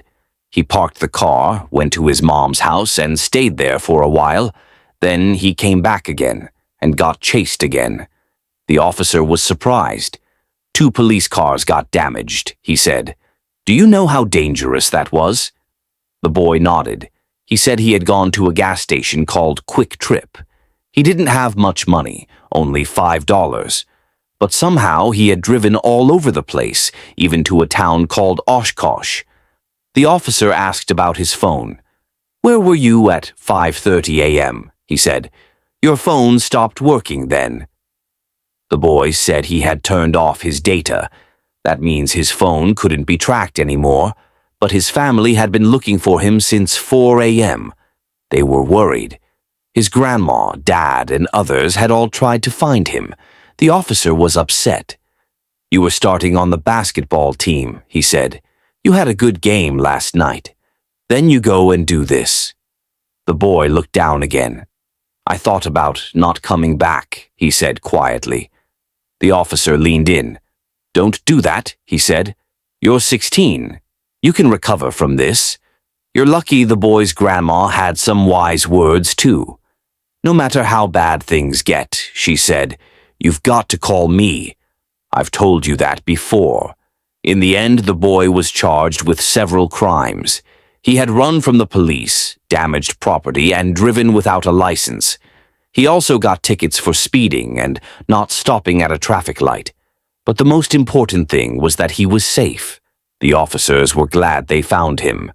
Now it was time to face the consequences and hopefully learn from the mistake. When the boy came home after the wild night of driving, things were quiet, but not for long. His family had been worried sick. His grandma had called around, trying to find him. His dad had been searching too.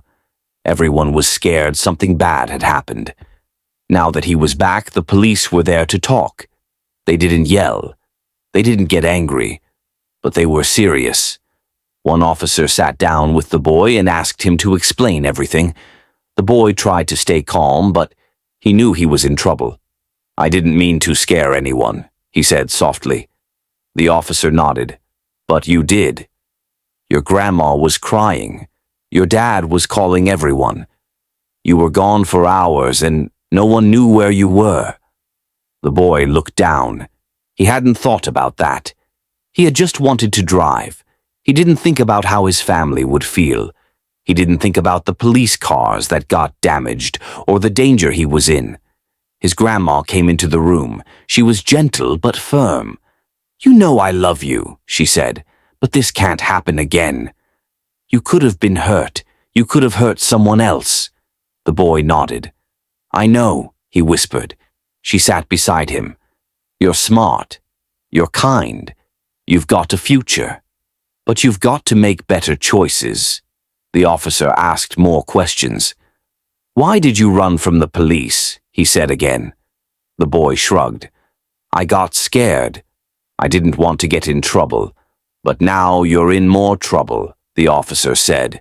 "Running made everything worse." The boy's dad came in. He looked tired. "You had a basketball game last night," he said. "You played great. Then you disappear. Why?" The boy didn't have a good answer. He just wanted to drive. He didn't think it would turn into a big mess.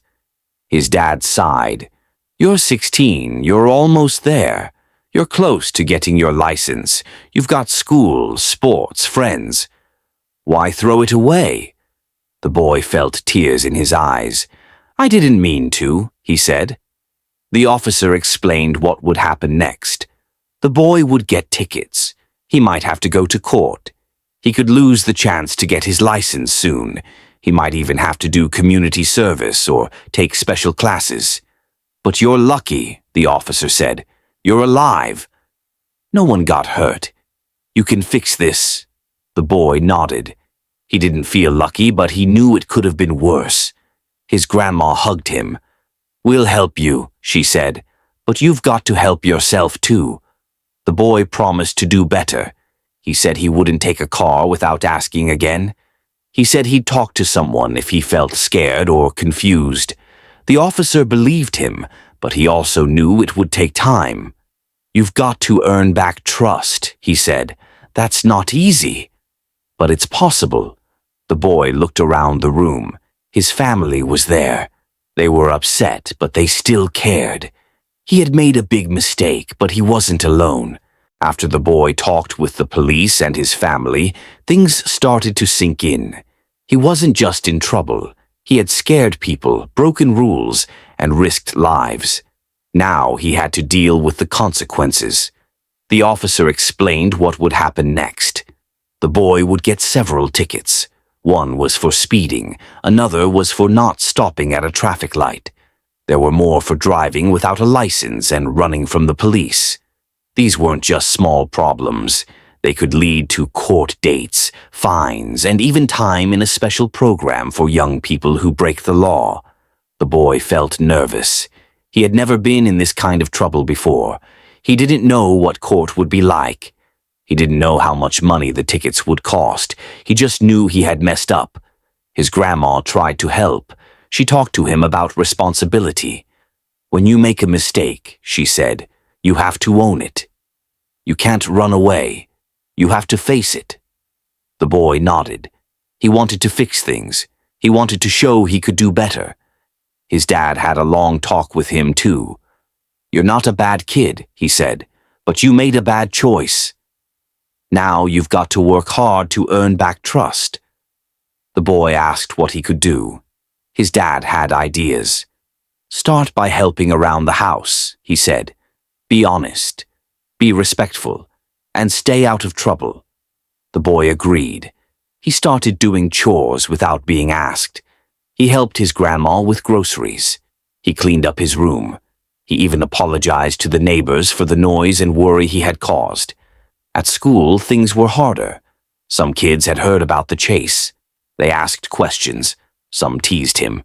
Others were curious. The boy didn't want to talk about it, but he knew he had to stay focused. His basketball coach pulled him aside. "You've got talent," he said, "but you've got to be smart off the court, too. If you want to play, you've got to show you're serious." The boy promised to work harder. He showed up early to practice. He listened more. He tried to be a leader, not just a player. Meanwhile, the police kept checking in. They wanted to make sure the boy was staying on track. They weren't trying to scare him. They wanted to help. One officer even offered to talk to him about driving rules and safety. The boy learned a lot. He learned how dangerous it is to drive too fast. He learned why police use spike strips and why they chase cars. He learned that running from problems only makes them worse. He also learned about trust. His family had trusted him before, but now he had to earn it back. That meant being honest, showing up, and doing the right thing, even when it was hard. One night, the boy sat with his grandma and talked about everything. "I didn't think it would get this bad," he said. She nodded. "Most people don't," she said. "But you're learning." "That's what matters." The boy smiled a little. He still felt guilty, but he also felt hopeful. He knew he had a long way to go, but he wasn't alone. The day of the court hearing arrived. The boy wore a clean shirt and tried to look respectful. He was nervous. He had never been to court before. His grandma came with him, holding his hand as they walked into the building. His dad was there too, standing tall but quiet. Inside, the courtroom was serious. A judge sat at the front and other people waited for their turn. The boy's name was called. He stood up and walked to the front with his family beside him. The judge looked at him kindly but firmly. "You're here because of a dangerous decision," she said. "You drove without a license. You ran from the police. You put yourself and others at risk." The boy nodded. "I'm sorry," he said. The judge asked questions. "Why did you take the car? Why didn't you stop? Do you understand how serious this is?" The boy answered honestly. "I was scared. I didn't think it would get this bad. I didn't want to hurt anyone." The judge listened. Then she spoke again. "You're young. You made a mistake, but you're also lucky. No one was hurt. You have a chance to make things right." She gave him a list of things to do. He had to pay fines. He had to take a driving safety class. He had to do community service, helping out in the town, cleaning parks, or working with local groups. And he had to stay out of trouble. "If you do all of this," the judge said, "you'll have a clean record. But if you mess up again, the consequences will be much worse." The boy promised to follow the rules. His grandma squeezed his hand. His dad nodded. They were proud of him for being honest. After court, the boy started his community service. He picked up trash in the park. He helped paint fences. He worked with a group that helped younger kids learn about safety. At first, he felt embarrassed, but then he started to feel proud. He was doing something good. One day, a little boy asked him, "Why are you helping here?" The teen smiled. "Because I made a mistake," he said, "and now I'm trying to fix it." The little boy nodded. "That's cool," he said. The teen kept going. He finished his driving class and learned about road safety. He learned how fast driving can lead to crashes. He learned how police try to protect people. He even learned how to stay calm when things go wrong. At home, things got better too. His grandma trusted him more. His dad let him help with the car, but only with permission. He started talking more, sharing his feelings instead of hiding them. At school, he worked hard. His grades improved. His coach noticed. "You're showing real leadership," he said. "Keep it up." The boy smiled. He felt stronger. He felt wiser. He knew he couldn't undo what happened, but he could build something better from it. Weeks passed, and the boy kept working hard. He finished his community service, completed the driving safety class, and stayed out of trouble. But even though the court requirements were done, he knew the real work wasn't over. He still had to earn back trust from his family, his school, and himself. At home, things were slowly getting better. His grandma smiled more. His dad let him help with small tasks, like checking the oil in the car or cleaning out the garage. But they were still careful. They didn't forget what had happened. Trust wasn't something you got back overnight. One evening, his grandma sat down with him. "You've come a long way," she said, "but you've got to keep going. Every day is a chance to show who you really are." The boy nodded. He was starting to understand that trust wasn't just about saying sorry. It was about showing up. doing the right thing and being consistent. At school, he kept his grades up. He stayed focused in class and helped other students when they struggled. His teachers noticed. One of them pulled him aside and said, "You've changed. You're more focused. Keep it up." Basketball was going well too. His coach gave him more responsibility. He wasn't just a player now. He was helping lead warm-ups, encouraging teammates, and setting a good example. After practice, he stayed late to clean up the gym or help carry equipment. One day, the coach asked him to speak to the younger players. "Tell them what you've learned," he said. The boy stood in front of the group. He felt nervous, but he spoke from the heart. "I made a big mistake," he said. "I thought I could handle things on my own. I didn't ask for help. I ran from my problems. But that only made things worse." He looked around the room. If you ever feel scared or stuck, talk to someone. Don't try to fix it by doing something risky. It's okay to ask for help. The younger players listened. Some nodded. Others looked thoughtful. The coach smiled. "That's leadership," he said. At home, the boy started talking more openly. He told his grandma when he felt stressed. He asked his dad for advice. He didn't hide things anymore. He was learning to trust others and to be trustworthy himself. One weekend, his dad took him to a quiet road outside town. "You've earned this," he said. "Let's practice driving." The boy was surprised. "Really?" His dad nodded. "You've shown responsibility. Let's do it the right way." They practiced for an hour. The boy followed the rules, stayed calm, and listened carefully. His dad gave tips and encouragement. "You're doing great," he said. Afterward, the boy felt proud. He hadn't stolen a car. He hadn't run from anyone. He had done it the right way, with permission, with guidance, and with care. Later that month, he applied for his real driver's license. He studied hard, passed the test, and got approved. When he held the license in his hand, it felt different than before. It wasn't just a card, it was a symbol of growth, of learning, and of second chances. Now that the boy had earned his license and rebuilt trust with his family, he started thinking about how to use his experience to help others. He didn't want to forget what happened, but he didn't want anyone else to go through it either. One day, his school counselor asked him to speak at an assembly. "We're talking about choices and consequences," she said. "Would you be willing to share your story?" The boy hesitated. He wasn't sure he wanted everyone to know. But then he thought about the younger kids, the ones who might be tempted to take risks like he did. He agreed. On the day of the assembly, he stood in front of the whole school.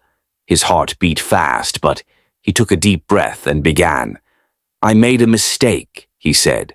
"I took a car without permission. I ran from the police. I scared my family. I damaged property. I could have been hurt.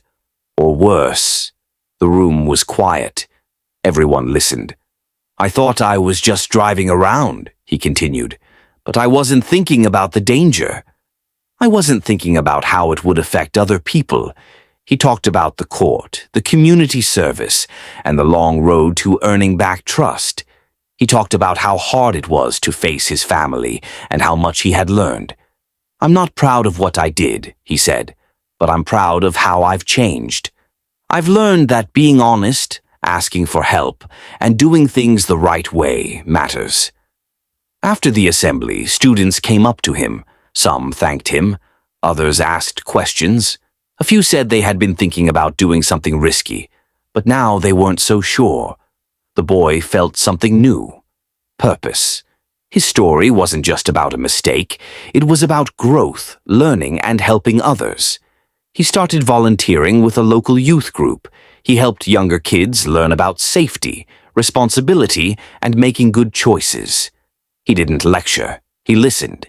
He shared his experience when it felt right. He encouraged others to speak up when they felt scared or confused. One afternoon, a boy from the group pulled him aside. "I was thinking about sneaking out," he said. But then I remembered your story. I talked to my mom instead. The teen smiled. That's brave, he said. Talking is always better than running. At home, his grandma watched him grow. You've turned a hard moment into something good, she said. That's not easy. His dad agreed. You're showing real strength, he said. Not just on the court, but in life. The boy kept moving forward. He stayed focused in school, helped at home, and kept volunteering. He didn't forget the chase, the court, or the fear, but he used it to build something better. With the past behind him and new habits in place, the boy began to think about what came next. He had learned a lot about responsibility, trust, and how one decision can change everything. Now he wanted to use those lessons to shape his future. One afternoon, he sat with his grandma at the kitchen table. I've been thinking, he said. I want to do something that helps people. Maybe work with kids, or maybe something with cars. Just the right way this time. His grandma smiled. You've got a good heart, she said, and you've got choices. That's the gift of learning from your mistakes. You get to decide what kind of person you want to be. At school, he started exploring different paths. He talked to his counselor about careers. He looked into programs that taught auto repair, safety education, and even youth mentoring. He wasn't sure yet, but he felt excited. For the first time in a while, he was dreaming forward, not just looking back. He also kept helping others. He volunteered at the youth center on weekends, sharing his story with kids who were struggling. He didn't try to scare them. He just told the truth. I messed up, he'd say, but I learned. And you can learn too, before things get out of control. Some kids listened, others asked questions. A few came back week after week just to talk. The boy realized that his story mattered, not because it was dramatic, but because it was real. One day, his basketball coach pulled him aside. You've grown a lot, he said. You're not just a player anymore. You're a role model. The boy felt proud. He had come a long way, from running through fields in a stolen car to standing in front of younger kids, helping them make better choices. At home, things were peaceful. He and his dad worked on small car projects together. His grandma trusted him to run errands. He kept his license safe and followed every rule. No speeding, no shortcuts, no secrets. He even started writing down his thoughts. Little notes about what he'd learned, what he hoped for, and what he wanted to remember. One note said, "Mistakes don't define you. What you do next does." That became his motto. Whenever he felt unsure, he read it again. The boy had come a long way. From the night he ran from the police to the day he stood in front of his school and shared his story, every step had taught him something. He had learned about responsibility, trust, and the power of second chances. But now, something new was growing inside him, a sense of possibility, a feeling that maybe, just maybe, he could build a future that was bigger than the mistake he'd made. It started with small thoughts. What kind of job would he want? What kind of person did he want to be? Could he go to college? Could he help others in a bigger way? He didn't have all the answers, but he had ideas. He liked working with his hands, fixing things. He liked talking to younger kids, helping them understand tough stuff in simple ways. He liked being part of a team, on the court, in the community, even at home. One afternoon, he sat with his school counselor.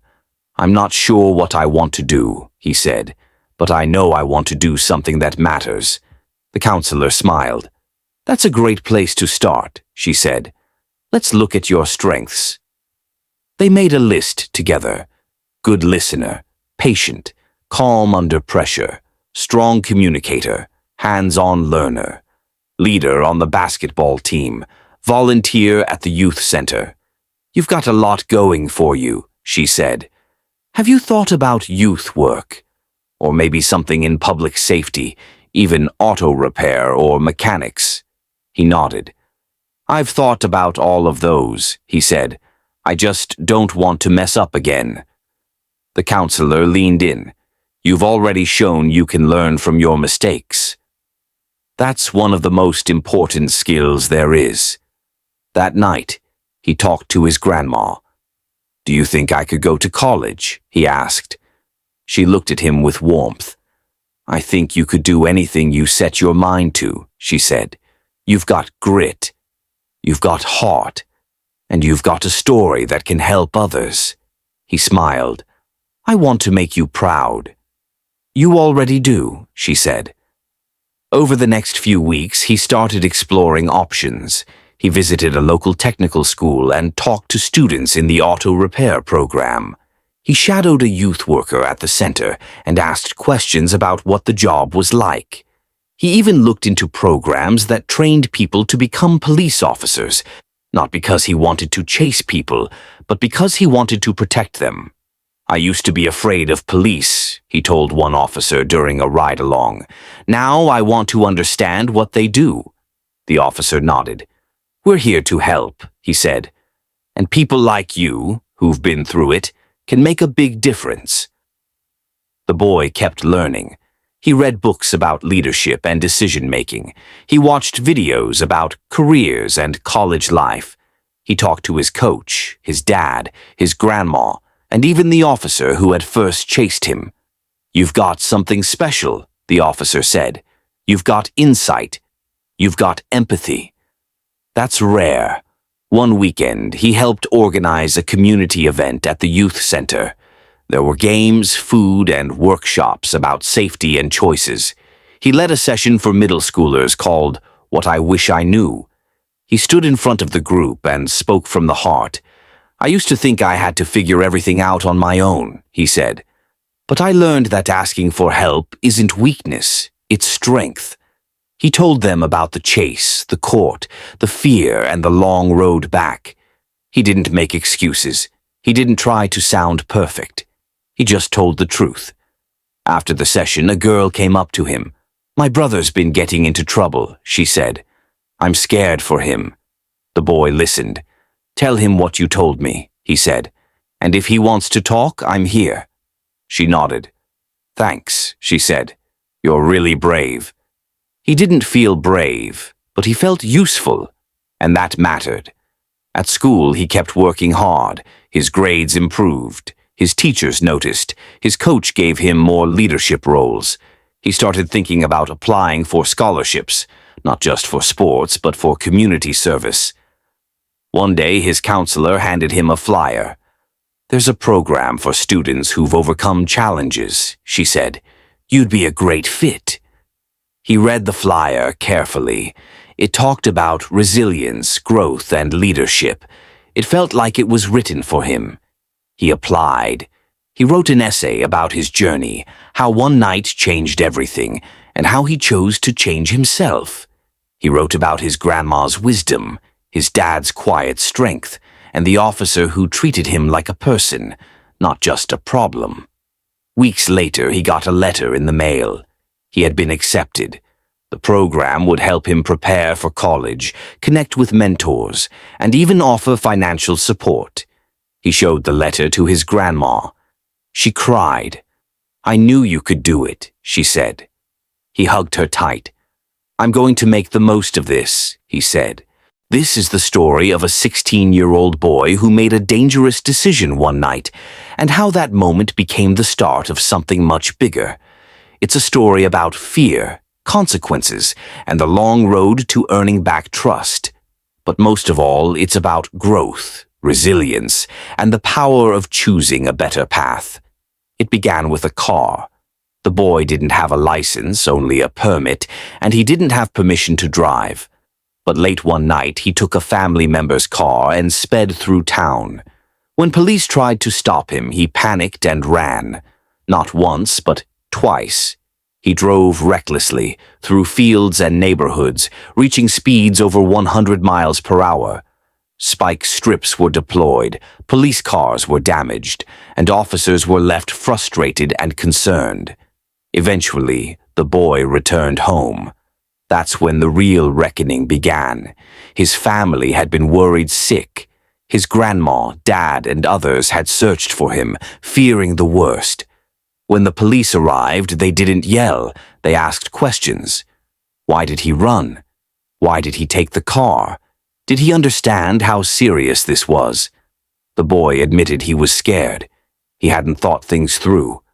He didn't realize how many people he had affected, not just the officers chasing him, but his family, his neighbors, and even himself. From there, the consequences unfolded. He faced multiple charges: reckless driving, fleeing police, driving without a license, and more. He had to appear in court, take a driving safety class, and complete community service. But something important happened along the way. He started to change. With support from his grandma, his dad, and even the police officer who had chased him, the boy began to reflect. He didn't just go through the motions. He took responsibility. He helped around the house, stayed focused at school, and became a leader on his basketball team. He volunteered at a youth center, sharing his story with younger kids who were facing their own challenges. He learned that trust isn't given, it's earned. That mistakes don't define you, but what you do next does. He discovered that asking for help is a sign of strength, not weakness. And he realized that his story could help others avoid the same path. As time passed, the boy began to dream forward. He explored careers in youth work, public safety, and auto repair. He applied to a program for students who had overcome adversity and was accepted. He started planning for college, writing essays about his journey and the lessons he'd learned. He didn't forget the night of the chase. He didn't pretend it hadn't happened, but he used it as a turning point, a moment that taught him who he wanted to be. He kept a note in his room, one he had written early in his journey. Mistakes don't define you. What you do next does later, he added. The future isn't something you wait for, it's something you build. This story is about more than one boy. It's about every young person who feels scared, stuck, or unsure. It's about the power of second chances, the importance of support, and the courage it takes to grow. It's a reminder that even when things go wrong, there's always a way forward, if you're willing to take it. And for this boy, that way forward became a path of purpose, leadership, and hope. This is the full journey of a boy who made a dangerous choice, and how that choice became the beginning of something much deeper. It's not just a story about a police chase. It's a story about fear, growth, family, and the long, winding road toward becoming someone you're proud of. It began on a cold February night. The boy was just 16, still learning about the world and his place in it. He didn't have a driver's license, only a permit. He didn't have permission to take the car. But something inside him, curiosity, restlessness, maybe a need to feel in control, pushed him to grab the keys and drive. That night, he was chased by police not once, but twice. He sped through towns, ignored stop signs, tore through fields, and narrowly avoided spike strips meant to stop him. 2 police cars were damaged, officers were left stunned, and the boy somehow made it home without crashing or getting caught. But the real impact wasn't in the chase, it was in what came after. His family had been terrified. His grandma had called around trying to find him. His dad had searched the streets. They didn't know if he was safe, hurt, or worse. When the police finally spoke to him, they didn't yell. They asked questions. They wanted to understand. The boy admitted he was scared. He hadn't meant to cause harm. He just didn't know how to face the consequences of his actions. But now he had no choice. He was charged with multiple offenses: reckless driving, fleeing police, driving without a license, and more. He had to go to court, take a driving safety class, and complete community service. But something shifted in him. He didn't just go through the motions, he started to reflect. With the support of his grandma, his dad, and even the officer who had chased him, the boy began to change. He helped around the house. He showed up at school. He became a leader on his basketball team. He volunteered at a youth center, sharing his story with younger kids who were struggling. He learned that trust isn't something you ask for, it's something you earn. That being honest, even when it's hard, is the first step toward healing. That asking for help doesn't make you weak, it makes you wise. He started dreaming about the future. He explored careers in youth work, auto repair, and public safety. He applied to a program for students who had overcome adversity and was accepted. He began planning for college, writing essays about his journey and the lessons he'd learned. He didn't forget the night of the chase. He didn't pretend it hadn't happened, but he used it as a turning point, a moment that taught him who he wanted to be. He kept a note in his room. Mistakes don't define you. What you do next does later, he added. The future isn't something you wait for. It's something you build. He faced peer pressure and tough days, but he stayed true to himself. He turned down risky invitations. He asked for help when he needed it. He kept volunteering, mentoring, and leading. He became someone others looked up to, not because he was perfect, but because he was real. He had fallen, but he had gotten back up, and every step forward was a reminder that growth is possible, even after the worst mistakes. This story is about one boy, but it's also about every young person who feels lost, scared, or unsure. It's about the power of second chances, the importance of support, and the courage it takes to change. It shows that even when the road is rough, even when you've made a mistake that feels too big to fix, there's always a way forward. And sometimes, the hardest roads lead to the strongest hearts. The boy's journey didn't end with a court date or a clean record. It continued with every choice he made afterward. Every time he helped someone, told the truth, or chose the right path, he was building something bigger than himself. He was building a life of meaning. And that's the real story, not just of a chase, but of a transformation. From fear to wisdom, from recklessness to responsibility, from a single mistake to a future filled with purpose.